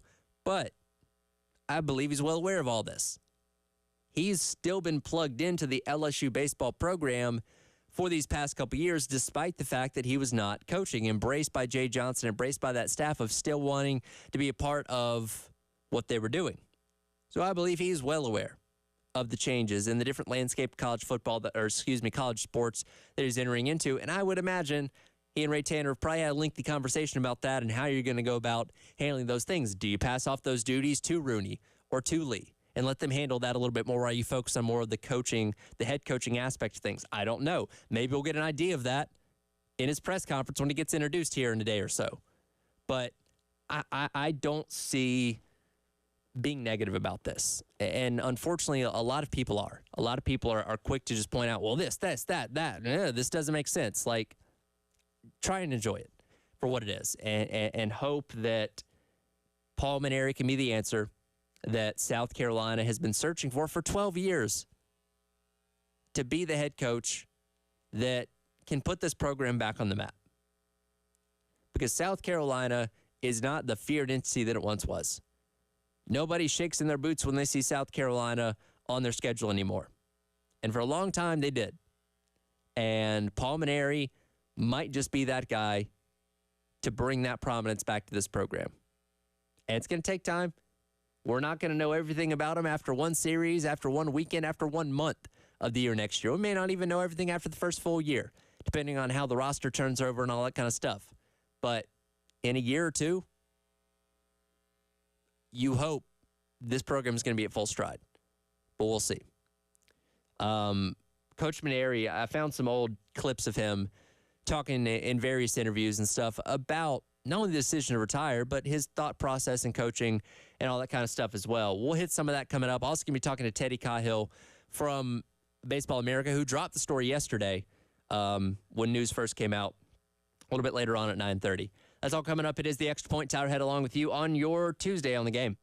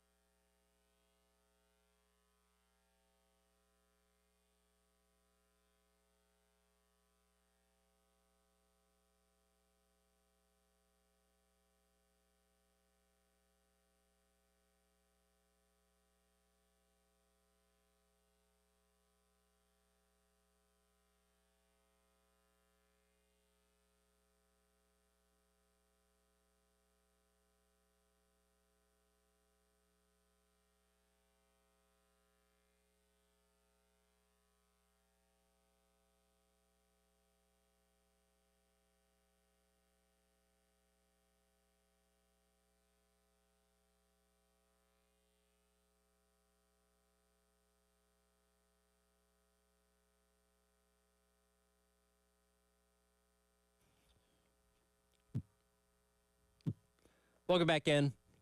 Extra Point. Tyrehead with you on this Tuesday, breaking down the news that came out yesterday afternoon. Paul Mainieri, former LSU head coach, responsible for bringing the team a national championship as well as multiple trips to Omaha, set to become South Carolina's new baseball coach with Board of Trustees meeting today at 4 o'clock, and I'm assuming an announcement there after once the contract is finalized. And as I mentioned, he retired after the 2021 season, citing health issues, had some issues with his neck and his back that by all indications have cleared up since then. And, you know, when people talk about Paul Mainieri and his tenure at LSU, people say, oh, well, he started to fall off towards the end of his time there at LSU, you know, with the last trip to Omaha being in 2017 where they lost the national championship game or lost the national championship series to Florida. After that, in 2018, went to a regional, went to another super in 2019, none in 2020 because of the cancellation, and then went back to a super in 2021, his final season, where they went into Eugene, Oregon as a 3 seed, advanced out of there before getting bounced in the Knoxville regional against Tennessee. Like, that's not exactly falling off a cliff. You know what I mean? If he had made the College World Series in 2017 and never made the tournament again in those final couple seasons, then you'd say, oh, something wasn't right here. But I don't think that's a substantial fall off or something to raise a red flag about necessarily in regards to if he still has the ability to lead a program to those kind of heights. And the program is still in good shape. And again, this is a South Carolina program that's not in the dumpster by any means, but needs some elevation. Needs to be taken to that next level where it was just a couple of years back. Coach Mainieri, speaking to PBS down there in Louisiana, talked a little bit about, and this came out about a year or so ago, about retiring earlier than maybe he wanted to. Cut number 1 here, Dave. Well, I am playing quite a bit of golf, I must admit. You know, I retired a little bit earlier than I expected to, Rob, and I had some health issues that I was dealing with, and I don't regret the decision I made because I felt like I needed to make it physically, and I just needed to take a break. Mm-hmm. But after taking a break, I actually feel pretty good now, and I still feel young. So I don't know if I had a couple chances to go back into coaching this summer, turn those opportunities down. I'm not sure if I'll go back into coaching or if there's something else out there in life that maybe I can do to maybe help influence people again in some capacity, but I just don't know what it is.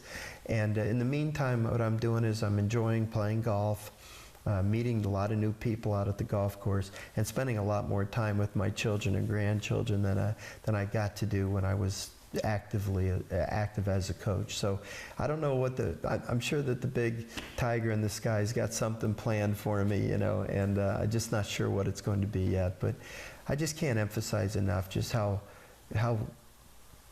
blessed and privileged, I keep using that word, but I just feel so grateful for the opportunities that I've had in life. I got to work at 4 amazing institutions. I got to coach literally hundreds of amazing young men. I have a beautiful family, great friends, tremendous friends. I've met so many interesting people. Every place that I've been, my life has been enriched. And of course, getting to finish here at LSU was an honor that is indescribable. And I love living in this state. I love the people of this state. And I couldn't ask for anything more, Robin. And as he mentioned, that desire was still there, where he's, you know, maybe I'll get back into coaching. And the past couple years with openings at Miami and Notre Dame, he was a candidate in those searches. Now, where those talks ended up falling apart and him not getting the job, we aren't exactly clear on that, but he was at least interested enough in those jobs to potentially be a candidate for them. So it's not like he just walked away from the game of college baseball and said, that's it, I'm done, and now he's getting called up out of the blue saying, hey, come coach South Carolina. Like, no, he's had an interest in coming back, and seems that his health is back in order where he needs it to be, to where he feels like he can come in here and return to being the coach that, the coach that he wanted to be. And, you know, it's going to be interesting to see what that process of him coming in here is. And again, adapting to the new style of college baseball and kind of figuring out how he manages those kind of things, and obviously filling out the roster, who leaves, who stays, what can you get out of the portal, what of the recruiting class sticks around. Like, there's a lot of questions to answer here, but when you look at his resume, I imagine that's enticing to a lot of guys. Guys on this current roster, like, man, I've always wanted to go to Omaha. Here's a guy that's done it. Here's a guy that's won a national championship.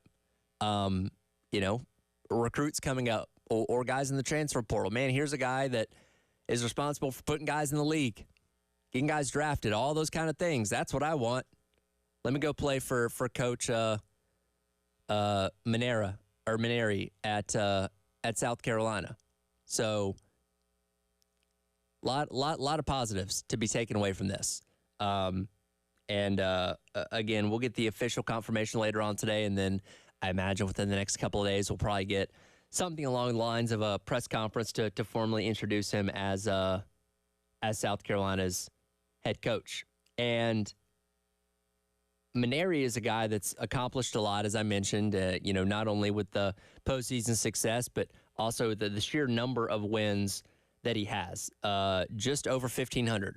He is 1,505 and 775. So 775 losses and 8 ties in his head coaching career, which stems all the way back to when he was at St. Thomas back in 1983. And that would be, St. Thomas, believe that is a Division II program. NAIA program. They're Division II when he was there. Division II program in St. Thomas, but then he used that to get the Air Force job, and then proceeded to end up at Notre Dame through the 90s and early 2000s, bringing that team to a College World Series as well, and then really hit the ground running when he got LSU back in 2007.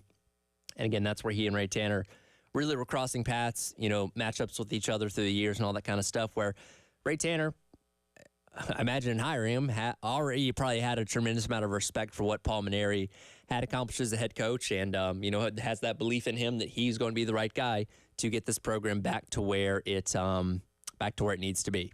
As I mentioned, Teddy Cahill of Baseball America broke the story yesterday afternoon, and everybody else kind of fell in line behind that.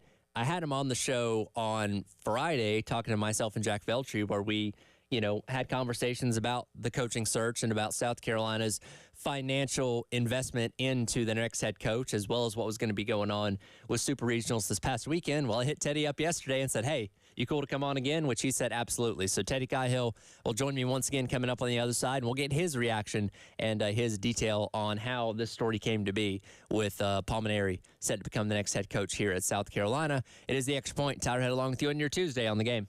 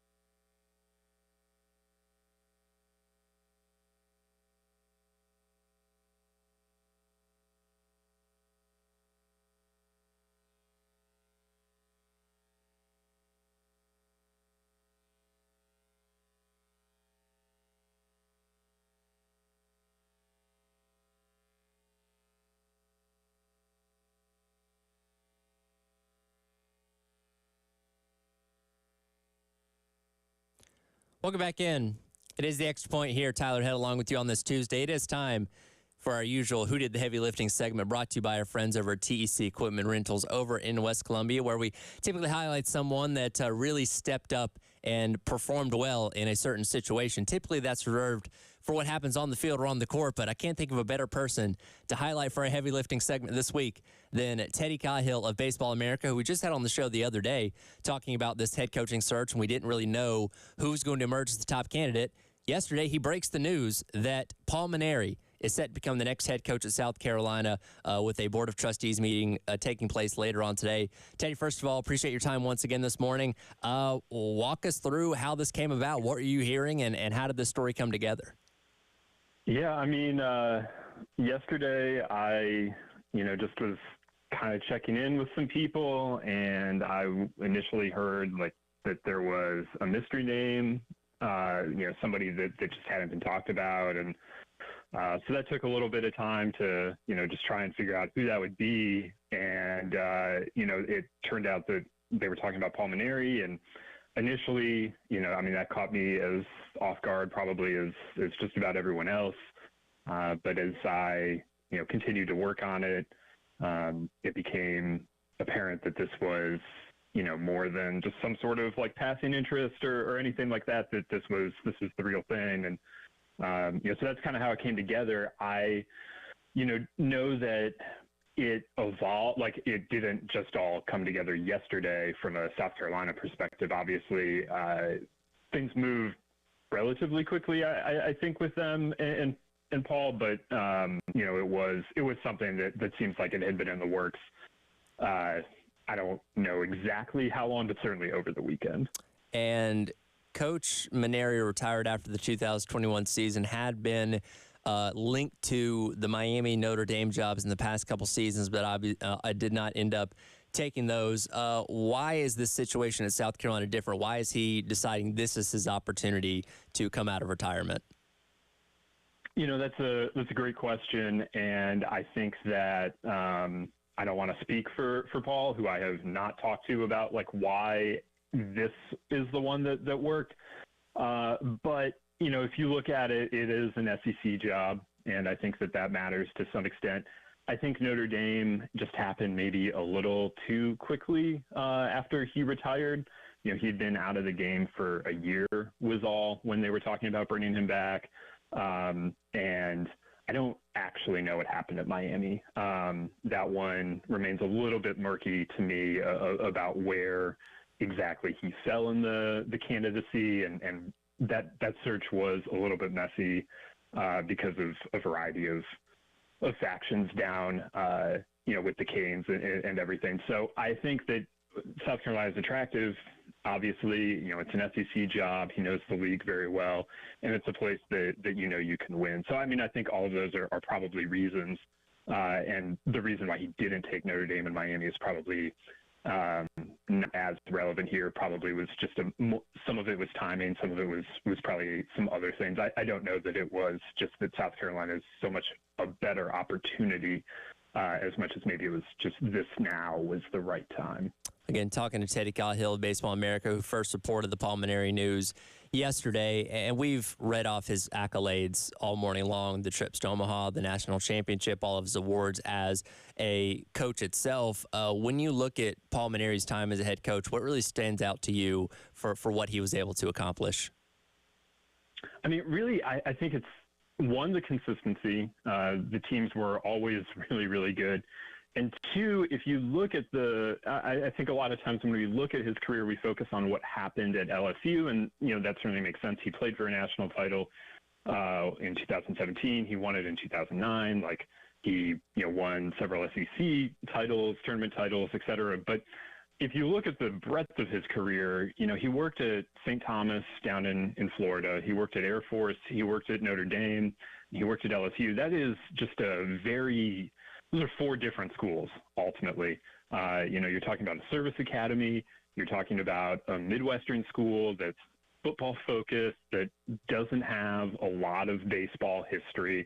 And then you're talking about arguably the biggest job. And he won at all three of those places. And so I know a lot of people right now are wondering, how is he going to adjust to South Carolina? How is he going to adjust to the realities of, the current state of college baseball? And those are fair questions, but I would say that throughout his career, he's proved very adaptable. He's always been very good at making in-season changes, which is a different kind of adaptation. But he's a guy that, if you're going to have success for 40 years as a head coach, if you're going to win 1,500 games, obviously you can't just do things one way. You have to constantly be refreshing some things. And so I think that he has shown the ability to do that. Well, and a lot of people have brought up, the fact that he's never coached in the NIL landscape or the transfer portal being what it is, or the SEC being as tough as it is, with the record-setting amount of teams in the tournament this year and welcoming in Texas and Oklahoma next year. But, he's still stayed relatively close to the LSU program these past couple of years, to where I don't think these things are necessarily foreign to him. He'll just be stepping in, taking them on as a head coach for the first time. Yeah, I mean, there's certainly a difference between being aware and talking to people and, being around the program and kind of watching how LSU got built under Jay Johnson and then being the one that actually has to do it. But, he has been, I would not characterize him as super around the program, but he is, aware of, he is has been a part of the LSU athletic department and, some ambassador capacity. I don't know what his official title was. And, he also has this, he has a very significant coaching tree that I'm sure has been talking to his guys about how they, have gone about and handled the various new aspects of the game. So, being the one being in charge is different, but no, it's not like he, you pulled him off a beach somewhere. Yes, he's been retired, but he has, he's not the kind of person that just went away from the game for the last 3 years and now has to completely catch up to everything. And the age aspect of it is important to note. 6'6" right now, will be 67 by the time next season starts. And we'll get details of the contract later on today when the Board of Trustees approves that. Do you go into this, if you're Ray Tanner in South Carolina, with a succession plan in place, or you just kind of feel it out as the years go by? I mean, I personally don't think they have one in place. That is just my guess right now. I think that if you're an athletic director, you kind of have to always be thinking about, okay, what happens if, I have to go run a coaching search. And I think it's fair to expect, some sort of thing to be set up, but I wouldn't expect it to be formalized. You just go into I would not feel like this has to be all right, he's here for the duration of his contract, whatever that is, and then we expect him to retire and we'll move on to, whatever. I just don't think that's things move so fast. Things can change so fast that that's not the way I would go about it. But if they do, I also would understand, the realities of his age and the fact that he's already retired once. And you can probably speak to this a little bit better than some of us here can. What's the significance of bringing in Terry Rooney potentially as an assistant on the staff as well? Terry Rooney is a guy that has been with Paul a lot over the years. They go back quite some time. Then Terry Rooney went off and became head coach at Central Florida for several years. He's a good coach. He's very well experienced. He just went back to LSU last year, not as the pitching coach. He has some kind of off the field, on the field kind of title, director of something, I believe. But he's really experienced. He has done a lot of quality work in terms of development and recruiting over the years. And so, that's a guy that Paul is just really familiar with and has a very long resume and track record to fall back on. I don't know exactly, what he'll be like as a pitching coach. It's only been a couple of years since he did that. He was last in that role at Purdue, but, certainly somebody that can come in and have a lot of experience working with Paul and working with high-end pitching. Well, we're certainly looking forward to it. It's certainly generating a lot of buzz and excitement here at South Carolina as we'll get the official word a little bit later on today. Again, Teddy, appreciate your time and appreciate your hard work reporting because you certainly set the news cycle of buzz here yesterday. Thank you so much. All right, Teddy Cahill from Baseball America. Again, the first report on this yesterday afternoon. We'll come back. A lot of you weighing in on the Firehouse Subs text line, 834-460-100, on your thoughts of Paul Mainieri being the next head coach for South Carolina's baseball team. We'll get some of those coming up next here on the Extra Point on the Game.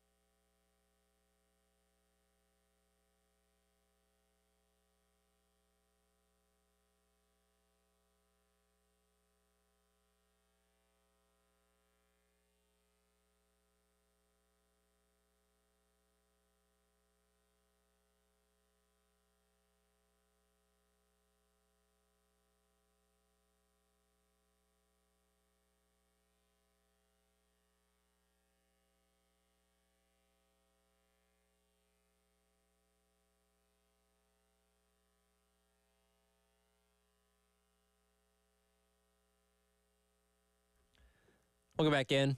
It is the Extra Point. It's our head along with you on your Tuesday. Appreciate everybody watching us on the Game TV, sponsored by Shepherd's Glass, powered by friends at Integrated Media. You can check us out all day long. Also listen to us on the 107.5 The Game app. Just go to the App Store, the Google Play Store, download it, and take us with you wherever you go. As expected, when this news came out yesterday. A lot of you fired up. A lot of you have thoughts. Some excited, some not so excited about Paul Mainieri being the next head coach here at South Carolina. And it's really interesting to see the reactions. Because, and look, there's always going to be people that are going to skew negative no matter what and try and pick apart even the most positive things in the world to try and fit whatever their negative narrative is going to be. But at the same time, there are some legitimate things that people are bringing up in reference to Coach Mainieri's age and stuff like that that are worth talking about. So I don't fault people for thinking that or for raising those concerns, but I do think the positives certainly outweigh the negatives in this situation. Dogman weighs in and says he'll be here for a short time, but this sets up for a situation to where Monty Lee can take over as your head coach. And as we talked about with Teddy of Baseball America a few moments ago, I don't necessarily know if there's a set succession plan in place.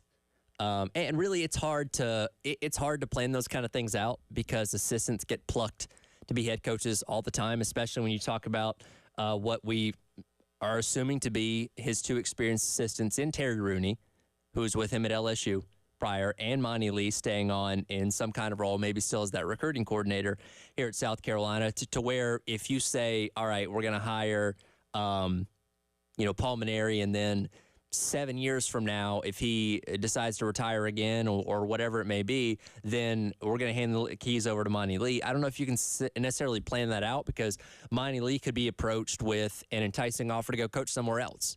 You know what I mean? Where, he might say, hey, I know we had this plan, but I'm going to take this job instead because, I don't want to wait another 2 or 3 years for Mainieri to retire. So it's hard. It is hard to plan those things out. It is hard to set those kind of plans in place. They could have something that's a tentative plan saying, well, if we get to this point and so-and-so is still here, then we'll go to this or go to that. But I don't know if they're thinking too terribly hard about that right now, as Teddy mentioned, a moment ago. And again, I implore people to focus on the positive, right? You have a head coach coming in here with a great resume that has seen and lived Omaha multiple times over and reached the supreme heights of college baseball with College World Series final appearances and winning a national championship. And that is what is going to be leading this program for however long. If it's 5 years, okay. If it's 10 years, great. But in that time, as long as he is successful, won't it be worth it? If he's only here 5 years and that nets you 3 trips to Omaha, and maybe a national championship, is anybody going to be mad if he at 72 says, all right, I'm going to retire again? No. You focus on the here and now.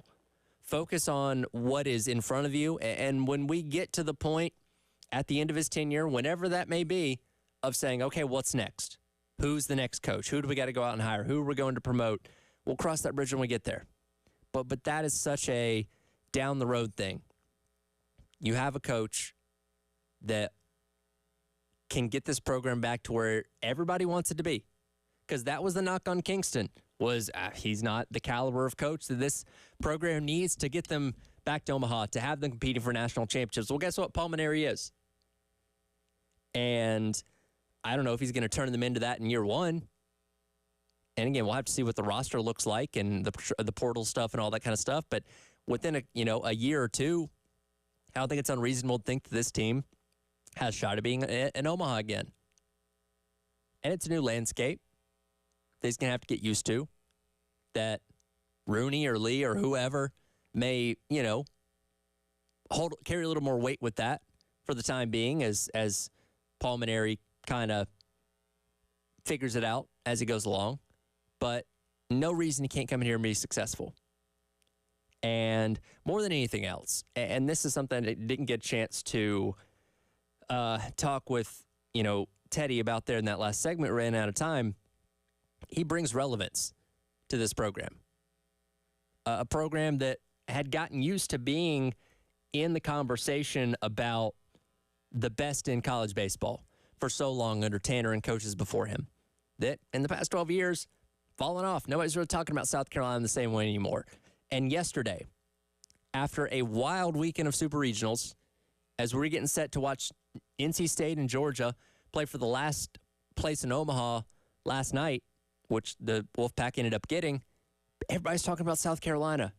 Everybody's talking about this program and the big hire that they're making.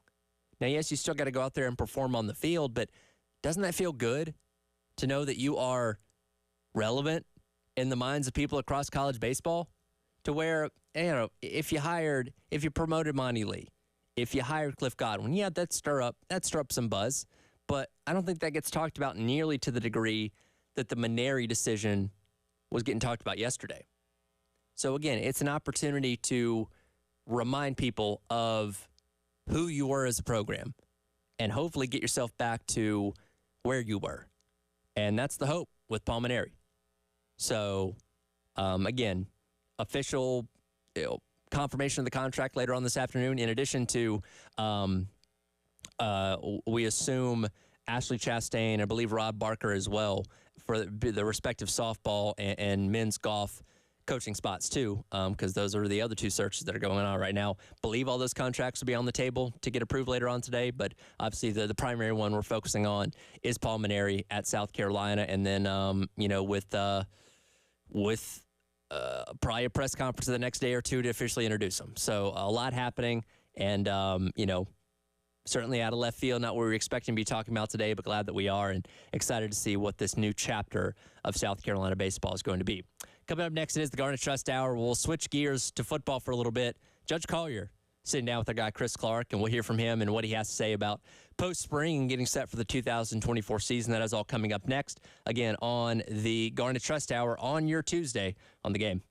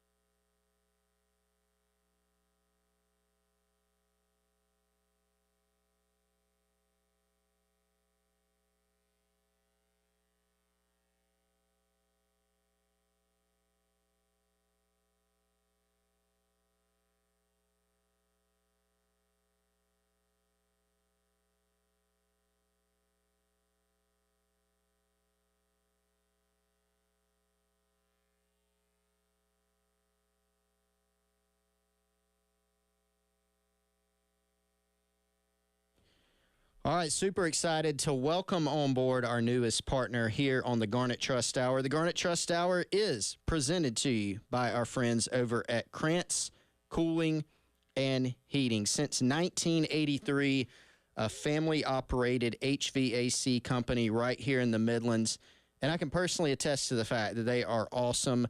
Wanted to, outfit my garage with some air and some heat. As we know, it gets super hot in the Midlands in the summer. Can get pretty cold in the winter, too. And so what I wanted them to do is install a mini split in my garage. They were able to come out and do that, and now it's cool and comfortable in the summer. Nice and warm in the winter. Can go out there, get some work done, get a workout in, whatever you may need.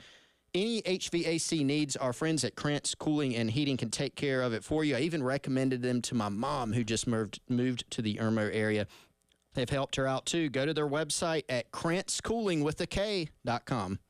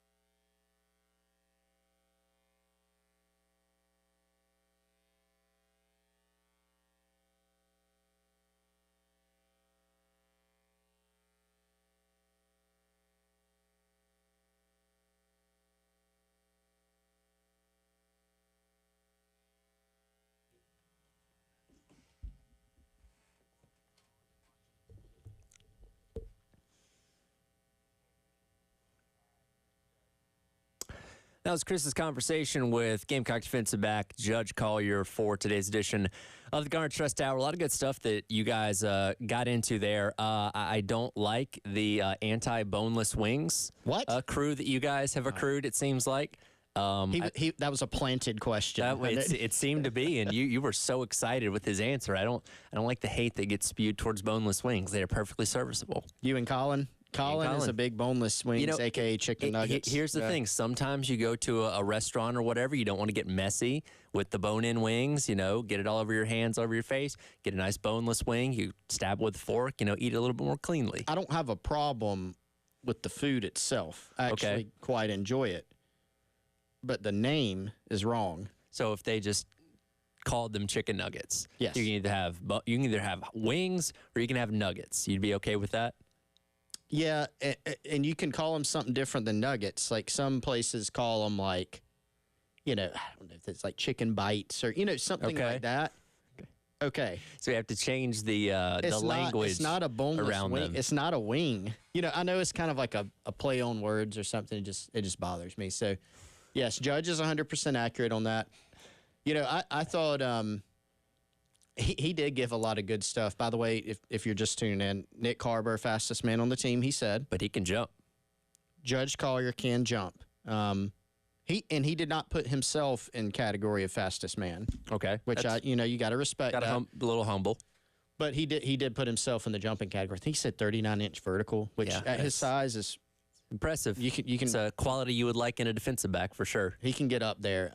One other thing, Tyler, that struck me, and there was a lot of good stuff that Judge gave just on his game and his development, but the amount of praise that he had for one of his teammates, Vakari Swain, was kind of eye-opening for me. Vakari's a guy, a lot of Gamecock fans have been excited about him for a long time. Ended up being a very highly rated prospect. Charles Power at On3, who does their rankings, does a great job. We talk about him all the time. He really liked Vakari out of high school. And this is a guy that could have played, he played everywhere in high school. He was a return man on special teams. He was a receiver. He was a defensive back. And honestly, if he would have got to South Carolina and they said, hey, you're going to be a receiver, I would have said, yeah, he's probably going to be good. But Torian Gray really wanted him as a DB. That's kind of where he's made his home. I think there's been some lingering questions. Will he ever move to receiver? So far, they've kept him at corner. And, Judge Collier with high praise. He even went as far as to say, Lenora Sellers kind of has, it's almost like the Swain rules instead of the Jordan rules. If he's around, don't throw the ball in that direction. He's kind of had a knack and picked up a reputation for making a lot of plays in practice. So, we heard some good things this spring about Vakari Swain, but I think hearing that as a South Carolina fan should excite you to kind of see him and Judge and Emory Floyd and all those others in the secondary. Well, that's the thing is we're still trying to figure out who that second corner is going to be opposite of O'Donnell Fortune. All those guys are in the mix, and that's probably going to be a competition that likely may come down to the wire right until we have the Week 1 game against Old Dominion. It could, and it could, I think, fluctuate throughout the season. It gives South Carolina some flexibility. Didn't even mention just now, although Judge did, Jalewis Solomon, the freshman defensive back, he said Torian Gray's already been looking at moving him around some, which is intriguing. I think Jalewis could, for instance, be a very good, nickelback candidate. I think this gives South Carolina some flexibility. I do think I think O.D. Fortune's one of your corners, right? It's going to be pretty hard to unseat him with his experience level and his talent level. But that other spot, you've got 4 guys really potentially in the mix. And I think what that means is you probably, if you're South Carolina, going to feel pretty good about whoever you're putting in there. I think somebody will win the job, right? But you can split snaps. You can play matchups. You can play, if you're in third down situations, you can play one of your better cover guys at nickel, for instance. We've seen that sometimes in the past when South Carolina's had, more guys to kind of move around and flip around. The wing debate is a hot topic. Joey on the text line, our friend Kendall Walsh over from Gold Line, and famously Garnet all weighing in that, yes, those are chicken nuggets. In fact, Joey suggests calling them chicken chunks because they're not a wing or a drum. I like that. I'm trying to think that there's really, I remember seeing on many menus, they're called something else. Maybe it is chunks at some, You know, I'm okay if you don't call them nuggets, because Right. they're kind of like Judge Collier said, they're a glorified chicken nugget. It's just not a boneless wing. So, yes, I'm glad those people have weighed in. You mentioned the Firehouse Subs text line. I wonder what our friend Larry Chandler thinks about Ooh, the. you know, can we get like We'll get a some ruling. kind of chicken wing sandwich or chicken chunk sandwich, nugget sandwich, something like that? Well, a chicken wing sandwich would be bad because it would have the bones in it. Well, Because you have to have bones to have but a if chicken you wing. remove the bone and just like you literally took the bones Chicken out, chunk a chicken chunk nugget I'm sure we could come up with something. with some buffalo sauce. If not, we could bring the nuggets ourselves, like will. we've done with the egg before, they will let and us just do that. craft our own concoction. I'm sure it'd be delicious. We'll do our own thing. We'll see if we can convince Larry Chandler to do that. That's today's edition of the Garnet Trust Hour. Thanks again to Judge Collier for taking a little bit of his time to chat about football. Going to switch gears over to the Gamecock Central Takeover Hour presented by Firehouse Subs. We got a lot to talk about because a lot has transpired in the last 24 hours with South Carolina's head coaching search. It looks to be all but wrapped up with Paul Maneri being the guy in place to take the job. Coach Kingston has been relieved from last week. We'll dive into all that coming up the next hour. Talk to Jack Veltri as well from Gamecock Central at 11:15. Gamecock Central Takeover Hour presented by Firehouse Subs next here on the game.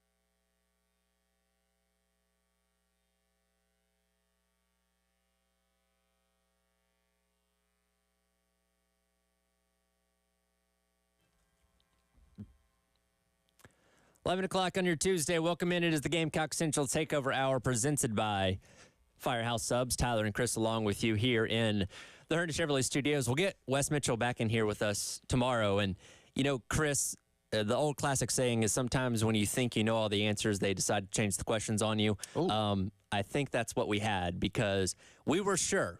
We knew the list of candidates for South Carolina's vacant head coaching position up through yesterday to when we left the studio here at 12 o'clock.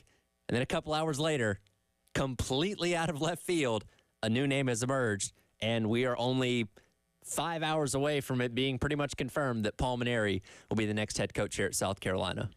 Yeah, and it sounds like quick housekeeping item. There is a Board of Trustees meeting, and that's, I think, what you're referring to, Tyler. If my timeline is correct. Board of Trustees meeting that was already scheduled before some of this Mainieri stuff started coming out yesterday. And the question is, and I think there's still a little bit of a lingering question, is does his contract and possibly the contract of a couple of his assistants, does it get approved at 4 o'clock today, or do they have to wait a little while longer? I tend to think it will get approved. They also have a softball coach search going on, not going on anymore, but they're expected to approve a softball coach and a men's golf coach. But that's just a housekeeping item. Regardless, things are like Paul Mainieri is going to be the next head coach at South Carolina. It's just a kind of a formality of getting the contract done, signed, approved by the Board of Trustees.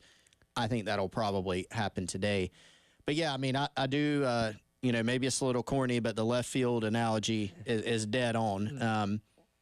And it was kind of interesting because I think you could say as of yesterday afternoon probably that the search is kind of officially over.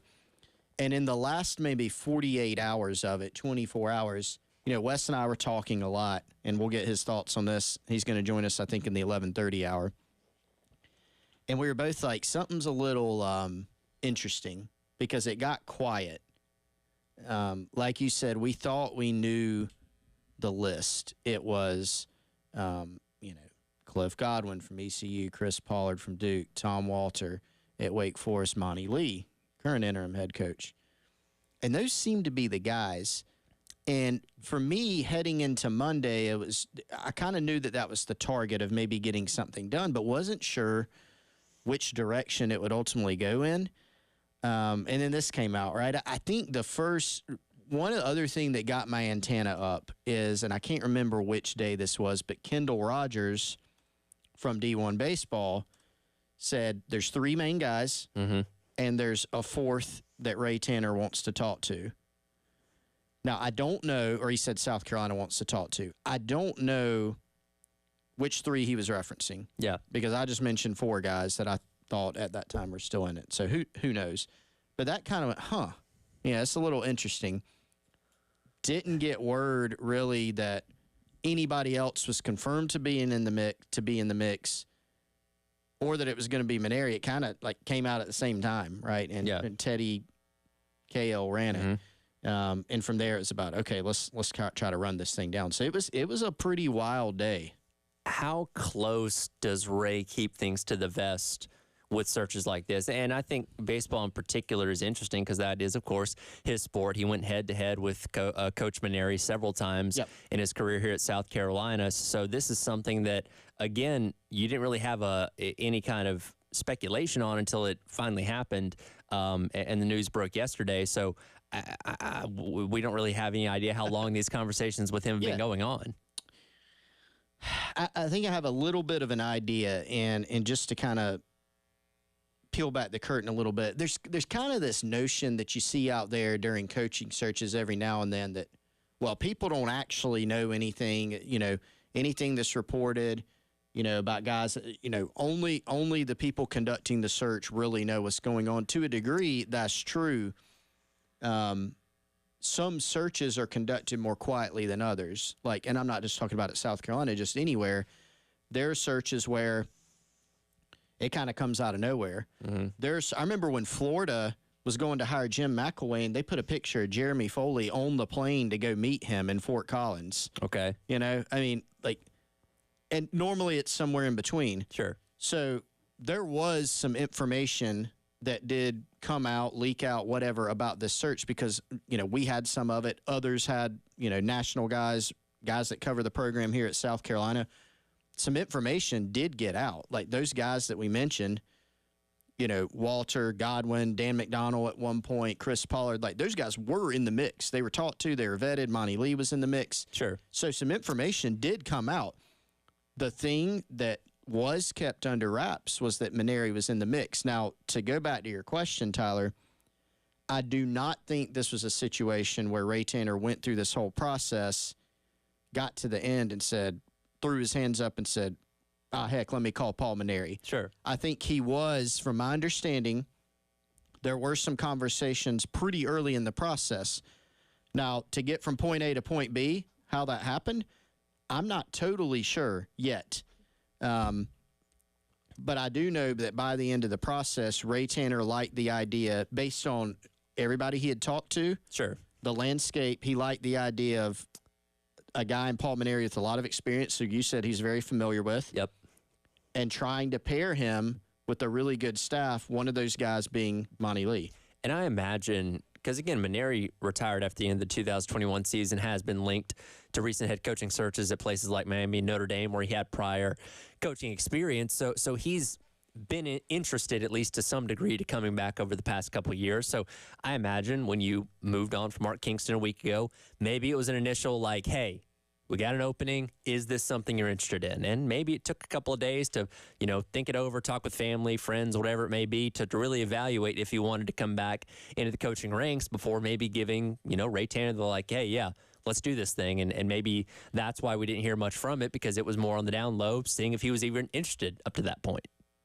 Yeah, I think my understanding is Maneri, as you said, I think that's your evidence if you need any more. He has told many people he would like to get back in. And I think this isn't a deal where South Carolina had to try to, had this idea of let's pry Paul Maneri out of retirement. I think both sides ended up being interested. And I do think there was a process that South Carolina went through. They did, they didn't some searches, there's one coach. That's kind of what's happening with softball, actually. Yep. Like that's what happened there. After Beverly Smith was dismissed, very quickly, the candidate that we heard linked to the job was Ashley Chastain from Charlotte, who's a former player here. She's going to get the job. Kind of cut and dry, very quick. Sure. Sometimes that happens. When Chad Holbrook was promoted to the head coaching job way back when, he was the top assistant. It made sense. That's what they did, right? Not much of a search. This time it was a search. Yeah. It was a national search. Monty Lee was a part of it. He was a legitimate candidate, but so were several other guys. And so I think part of it was you kind of set a timeline. We'd like to get it done by this time. Let's go through the process. And at the end of it, what South Carolina thought, what Ray Tanner ended up thinking, Paul Maneri, experienced coach. He's got the resume.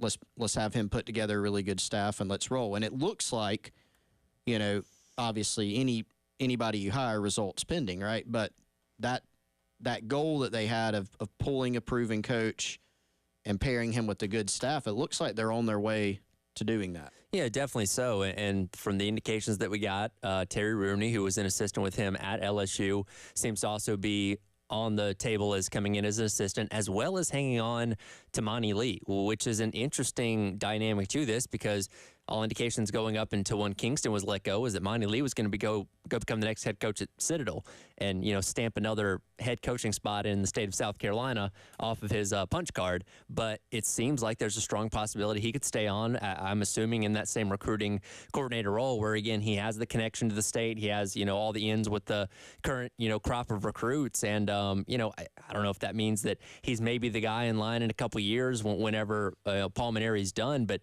that would be a big keep if they could pull that off, to have Monty Lee stick around and keep some form of continuity, at least from the relationship with the players, to what you have with Kingston here. Yeah, and just to be clear, the indications I'm getting is that Monty Lee will be staying on staff, and that Terry Rooney will be coming over. He spent two different stints at LSU. He was with Maneri at LSU from 2007, 2008, was the recruiting coordinator. Helped put together, I think at that time, one of the classes was the top-ranked class in the country, who ended up playing a pretty big role in the following year. They won the national title. Rooney had moved on by that point. Rooney looks like he's going to be the pitching coach, and then Monty Lee's going to be staying on. Again, those contracts still have to be approved to be official, but everything that I've heard last night and today, and we even rolled out a report last night on GamecockCentral.com, that won't be the whole staff because there'll be another assistant hired. I don't know who yet. Sure. But Monty Lee will be staying on staff, and that, for the reasons you mentioned, I mean, he's a guy with significant recruiting ties.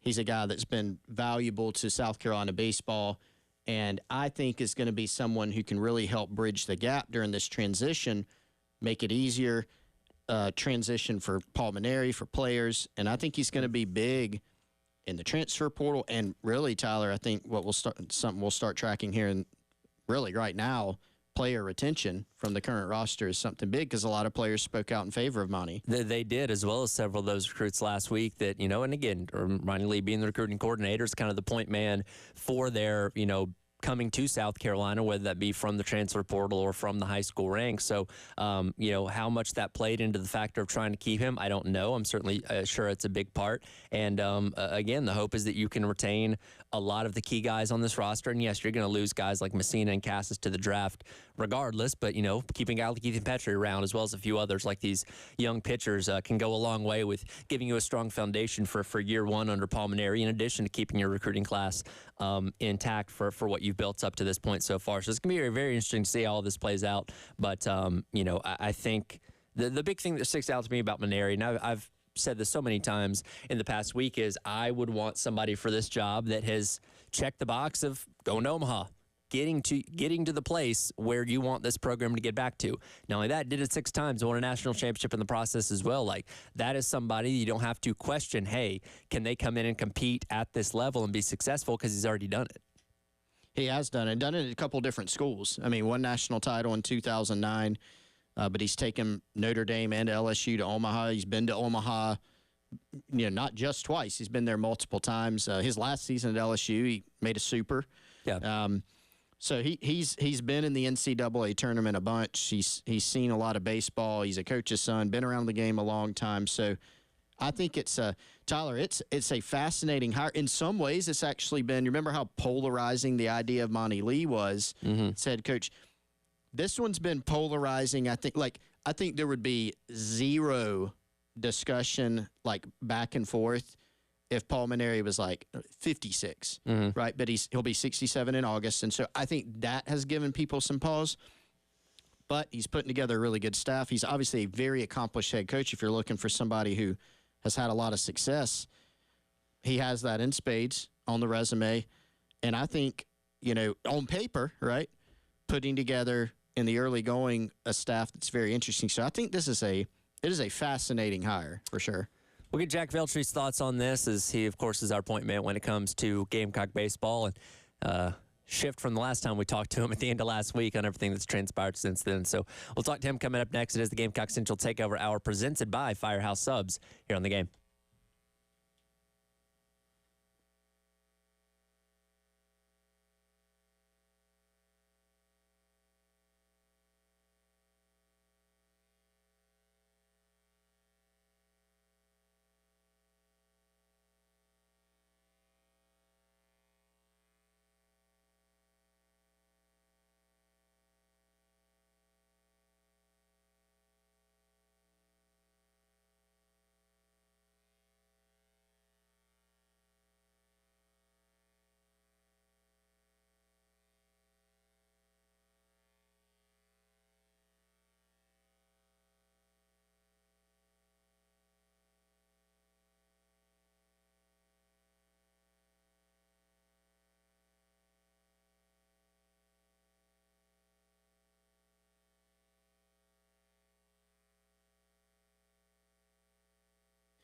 If you're getting hungry like I am, let me give you a lunch recommendation. And y'all, you already know, if you listen to the show on a daily basis, the place that I'm going to say. It is Firehouse Subs.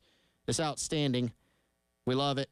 Here on the Gamecock Central Takeover Hour, shout out to our friend Larry Chandler, owner and operator of all 14 Midlands Firehouse Subs locations and great friend of the show. Lunch, dinner, catering. They can take care of all of your hunger needs. Avoid the wait and order online using the Rapid Rescue to go, that's the easiest way to go into one of the 14 Midlands Firehouse Subs locations and have your food hot and ready waiting on you, or even your catering order. Check out, you can still get it, the new barbecue Cuban sub, Southern Roots with a Cuban twist. Make sure you get it before it's gone. Download the Firehouse Subs app or go to firehousesubs.com. Use the Rapid Rescue. Earn yourself some rewards on future purchases. Firehousesubs.com.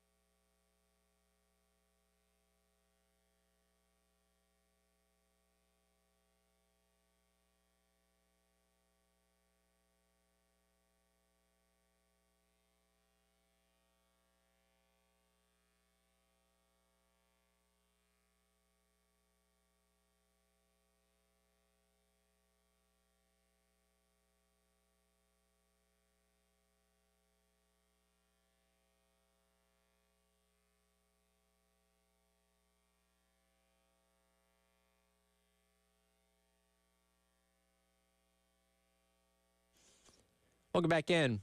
Gamecock Central Takeover Hour presented by Firehouse Subs. Tyler Head, Chris Clark along with you here in the Herndon Chevrolet Studios, continuing to break down the news that's transpired in the last 24 hours over the shift in South Carolina's head coaching search to Paul Mainieri seemingly being the guy that is waiting to be announced as the next head coach.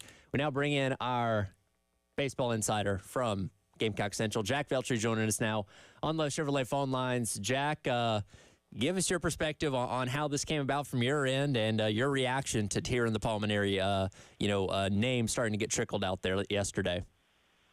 Well, first off, thank you guys for having me on, as always. But so I think I had just gotten back. So I was at the driving range yesterday, playing a little golf, and then I get back and I open my phone on Twitter, and I see Baseball America reports that Paul Mainieri getting zeroed in on as the next head coach, and it was a surprise, I think, for a lot of people because, you know, we've looked at a lot of different candidates and reported on a lot of different candidates at Gamecock Central over the last week, and Mainieri's name was not in the mix, right? And he's a little bit older, hasn't coached since 2021. I know he was involved in those coaching searches at both Notre Dame and Miami, but I think it was a little bit of a surprise. But maybe Ray Tanner had this card up his sleeve the entire time, and maybe he just thought, hey, why not go get someone that is more experienced than any candidate out there right now and has been to the top and won.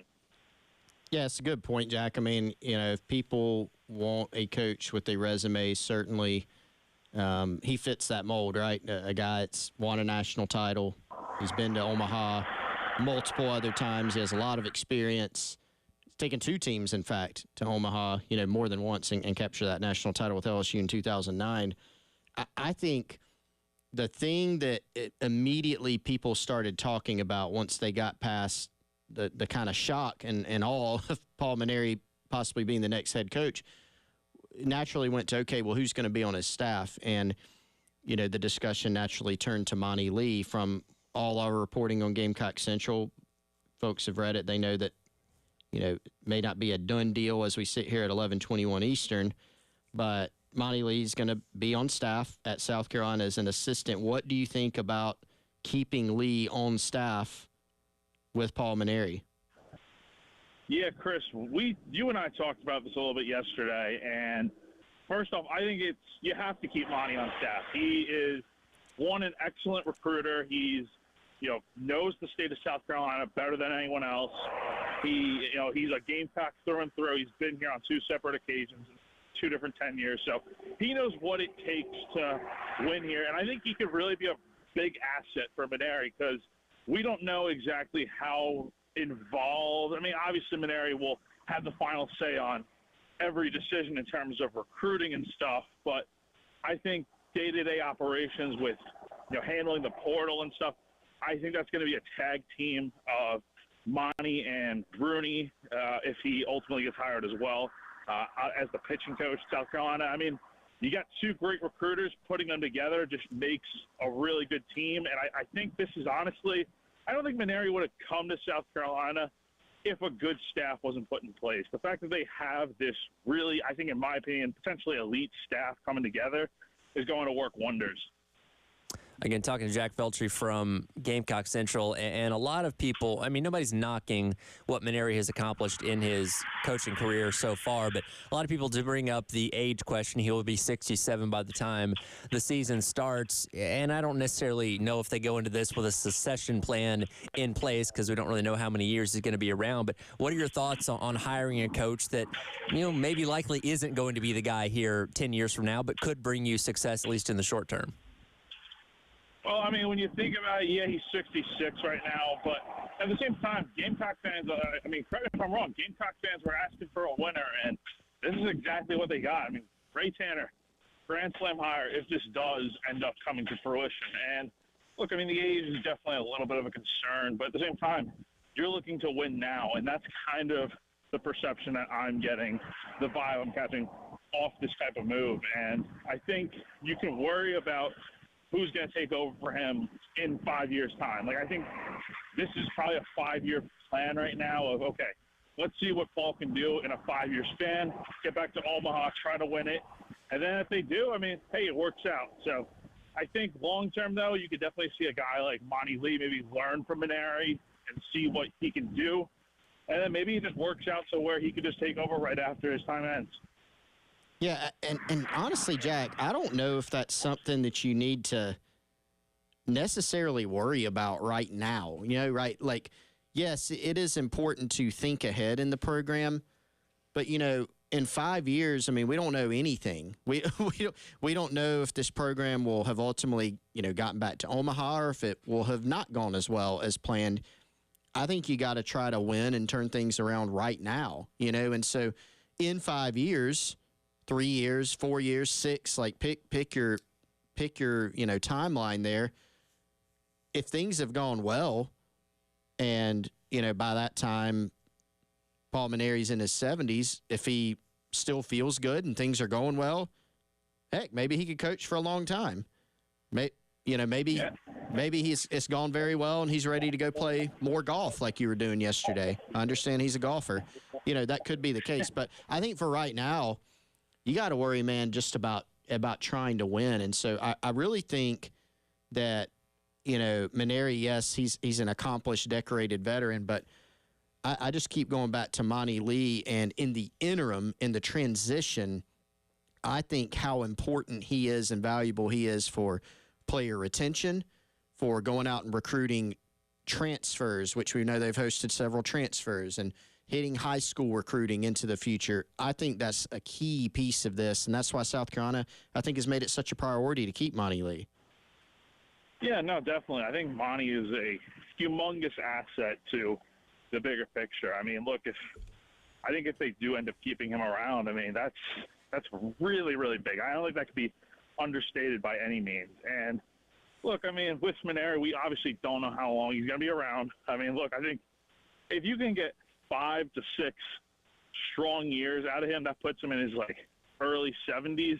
I mean, his dad was a longtime head coach at the JUCO level too. So, he coached into his later years. So maybe that's something where Maneri's in better health now and feels like, okay, I got some years left in me. Let's do this and let's take on a new challenge. And look, I mean, he's had success at Notre Dame and LSU where he's turned those programs into, true powerhouse type of winners every year. And I think if you're a South Carolina fan, you got to love that. The fact that he's done it at multiple schools, he's only one of 13 coaches to take 2 different programs to the College World Series. That is super impressive. And when he returns to coaching, he'll be the active wins leader in coaching history right now. So that is all really good. And look, it is going to come down to, okay, what's the staff going to look like?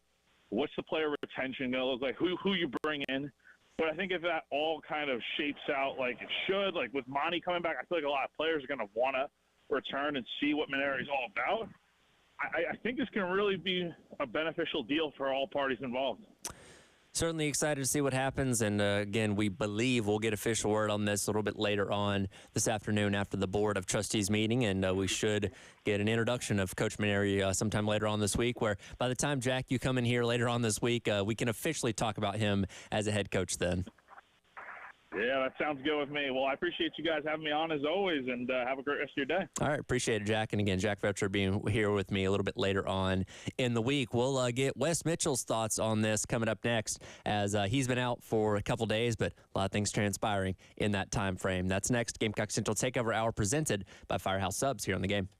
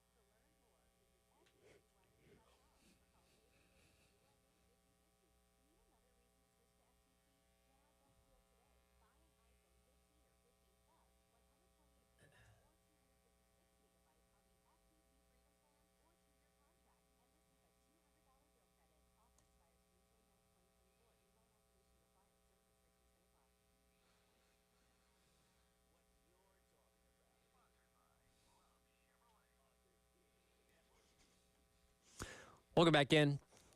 Gamecock Central Takeover Hour presented by Firehouse Subs, Tyler and Chris.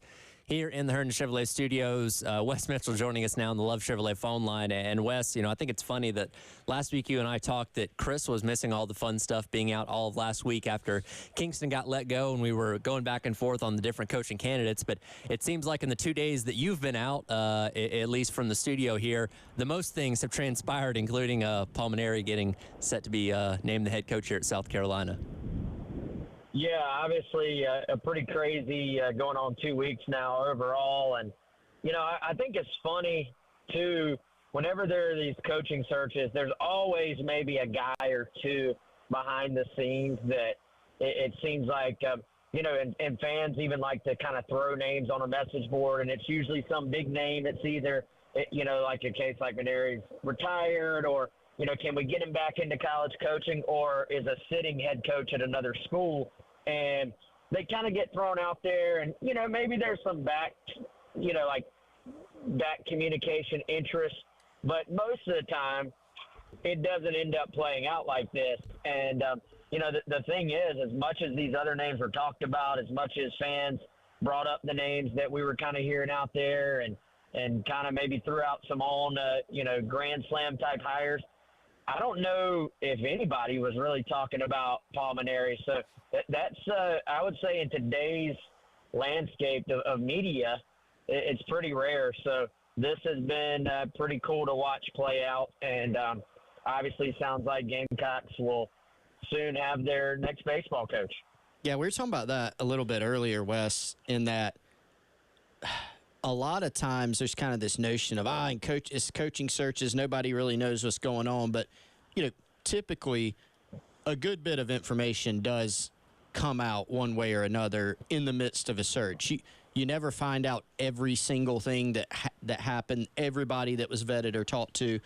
But, a lot of the guys that were reported as being in the mix, those guys were in the mix, right? Mainieri was definitely one that slipped under the radar. My understanding is that, he wasn't a guy that literally came up in the 11th hour. Like, he was kind of there early in the process. I don't know how or why it played out like it did, but he was kind of in it early. But it was pretty fascinating that, he kind of was there and we just never really found out about him. But what do you think about the direction that Tanner went with this hire just generally? Because, if you want a resume, if you want a proven guy, he's definitely that. But the sense I get, Wes, is that Ray Tanner really wanted to pair a guy like Mainieri with a really good coaching staff, which seems obvious, but it really seems like Monty Lee was a pretty big component, being able to keep him and pair him with Mainieri and a guy like Terry Rooney, who's expected to join the staff too. Yeah, and I think, on a different timeline, Chris, in a different universe, we may actually be talking about Monty Lee as the head coach today. And it just so happened that Paul Mainieri, wants to get back into coaching, obviously still feels young and feels like this is something he wants to do. And so one thing along those same lines, I've seen a couple of things online about people just sort of saying, well, what exactly was Ray Tanner looking for in a coach specifically? And I think, to me, if you look at all the potential choices that we know were out there, for one, he just wants the best coach available. And, if that was a young up-and-comer that was just an absolute no-brainer and there were no concerns whatsoever, maybe that guy is the hire. But in this case, I think, and I imagine he weighed all the pros and cons of everybody that was available. I think you can go through every single one of those names we were talking about. Specifically, you look at the coaches at ECU, Duke, Wake Forest, and you can make a compelling case for all of them, but also I think you can make a cons list for all of them that has some actual real worries on it as well. So there's no such thing as a perfect hire, but you kind of feel like if it was going to potentially be Monty Lee anyway, and then you have this just veteran coach that I believe will literally, once he is officially hired, once again be the active wins leader among all coaches in the entire country, because that's what he was when he retired, then, it really makes sense if you can kind of pair those two things together. I think even for Monty Lee, who, has been a head coach himself, obviously, for a number of years now. So I don't want to be like Monty Lee, some young, inexperienced coach, but still, Monty Lee, not an old guy by any means. So I think it makes sense for him as well, if everything else makes sense for him and he wants to be at South Carolina, to be able to kind of, I don't want to say learn under, but in some ways get the experience of being with somebody like Maneri, who has had so much success, not just at LSU. I know he was there for 15 years, but has had success at all of his stops, and just probably at this point has seen it all in terms of, I think I've read his best quality, or one of his best qualities, is sort of being able to manage a locker room, manage the relationships within a locker room, and manage kind of that ability to push the right buttons. And as we know, I think that was one of Ray Tanner's best qualities as well, is being able to push the right buttons of the guys that are suiting up for you in that dugout over the course of an entire season. That's a great point. I mean, just having a guy who's been there for so many years and seen so much success. We talk a lot about how the game has changed because of the portal and NIL and even some things within the game of baseball. At the end of the day, it is baseball, right? And Maneri's a guy that's had a lot of success, and I think will be very valuable from the program building aspect, the baseball knowledge standpoint, and pairing him with other guys like Terry Rooney, who has a pitching knowledge background, but also a very strong recruiting background. Monty Lee, who has a strong background himself and has been a head coach. That's a pretty, I think, we kind of overuse the word intriguing, but I am very intrigued by this staff he's putting together. And I think for Lee, Monty Lee right now, he was legitimately in the mix for this job, but he could have easily gone to the Citadel and said, let me restart my own head coaching career. Let me go to the Citadel, and heck, I don't know if he could have gone there and hung out for the next 20 years or done really well and gotten a chance at another big job like he had at Clemson. But for him, I think it's a win-win because he gets to stay here at a place he likes and really has enjoyed and has had success at as an assistant. And for him, if he has success here, that's only going to lead to more opportunities, whether it could eventually be here, Wes, or it could be somewhere else at another big job. You're at a very high level in the SEC, and assistants who do well in the SEC in that role typically get looks at bigger head coaching jobs. Yeah, I think if you want to kind of compare it a little bit across sports, and obviously the structure is a little bit different in terms of their actual role, and Monty Lee will be much more on the field in terms of still being involved with the hitting aspects of the program. But it does remind me a little bit of South Carolina bringing in a Kerry Rich on the men's basketball side, just in terms of the fact that by keeping Monty Lee, you're going to have somebody who understands the landscape of the Palmetto State, understands the landscape of South Carolina baseball, from an actual program, like university standpoint as well, not just the state. And so I think if you're a veteran coach coming in, you know baseball, like the ins and outs, everything there is about the game itself. But it does help you to have a guy who kind of knows the blueprint at your place. He knows the areas, the high school coaches you need to talk to, the travel ball coaches you need to talk to, and all those things I think are incredibly valuable. And so Monty Lee being on staff, I think, opens a lot of doors for you in terms of recruiting. And I know the one question people are going to have, other than just like the basically the age thing in general, people are going to say, well, does he know how to handle, going back to Maneri here, does he know how to handle the portal and NIL? And I think having a couple of hires, a couple of guys who just understand recruiting, and Monty Lee and Rooney, assuming those things become official, I think that helps so much with sort of navigating that landscape in NIL and transfer portal. And I don't think, guys, we should just assume. I've seen this thing like, he hadn't been in ball for a few years. Well, are we saying that he can't figure out how to recruit guys out of the transfer portal? Like, that doesn't really track to me. Like, let's not assume just because the portal wasn't a huge part of what was going on when he was coaching that he doesn't understand that the portal and NIL are going to be important. I think anybody getting back into the game right now who is a sharp mind, which obviously you don't win as many games as he did and not be pretty sharp, understands that's part of the game. So I don't think Paul Maneri would even be back in coaching if he wasn't willing and understanding about the fact that the portal and NIL is going to have to be a part of what you do. No, that's absolutely a good point. And, we expect it shouldn't be too hard of a process for him to get up to speed. And, again, we should get an official announcement on him as South Carolina's head coach here very, very soon, hopefully by the time Wes is back here with us in studio tomorrow. So, again, a lot transpired in the last 24 hours, and we'll continue to react to it as the timeline moves along. We'll see you in here tomorrow, Wes. All right, guys. Sounds good. Appreciate it. All right. That's Wes Mitchell, who will be back in here with us tomorrow. We'll come back, share more thoughts on the Maneri hire here for South Carolina as the Gamecock Central Takeover Hour presented by Firehouse Subs wraps up here on The Game.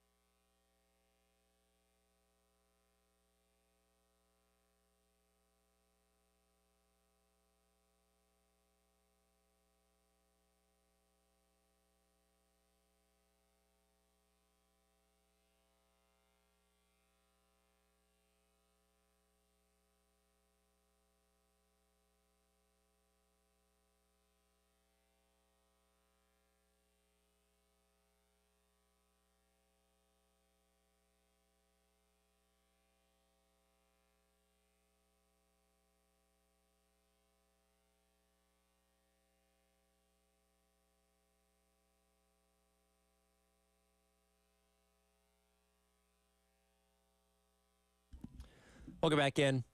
It is the Gamecock Central Takeover Hour presented by Firehouse Subs. Tyler Head, Chris Clark along with you for a few more minutes here. One thing we didn't have enough time to get to with Wes there, but I really wanted to talk about in regards to this, pending Maneri hire is what it does for the fan base. And Wes has, shared his experience this year.